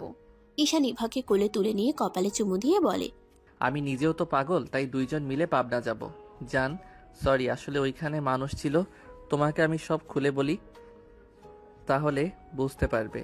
ঈশান প্রথম থেকে সবকিছু খুলে বলল। ইভা ঈশানকে শক্ত করে জড়িয়ে ধরে বলল, আর কখনোই আমাকে ছেড়ে যাবে না। আমি আর তোমাকে হারাতে চাই না, আমি তোমাকে অনেক ভালোবাসি। আর যাব না কোথাও, আমি জব ছেড়ে দিয়েছি। ইভা ঈশানকে শক্ত করে জড়িয়ে ধরলে ঈশান ইভাকে খাটে শুয়ে দিয়ে বলল, বিয়ে করে আর কত সিঙ্গেল জীবন কাটানো যায়, একটু সিঙ্গেল লিস্ট থেকে নাম কেটে দেই। ঈশানের কথা শুনে ইভা লজ্জা পেয়ে গেল। ঈশান এবার লজ্জা পাওয়া দেখে ইভার উপরে ঝাঁপিয়ে পড়ল। বাকিটা ইতিহাস। সমাপ্ত।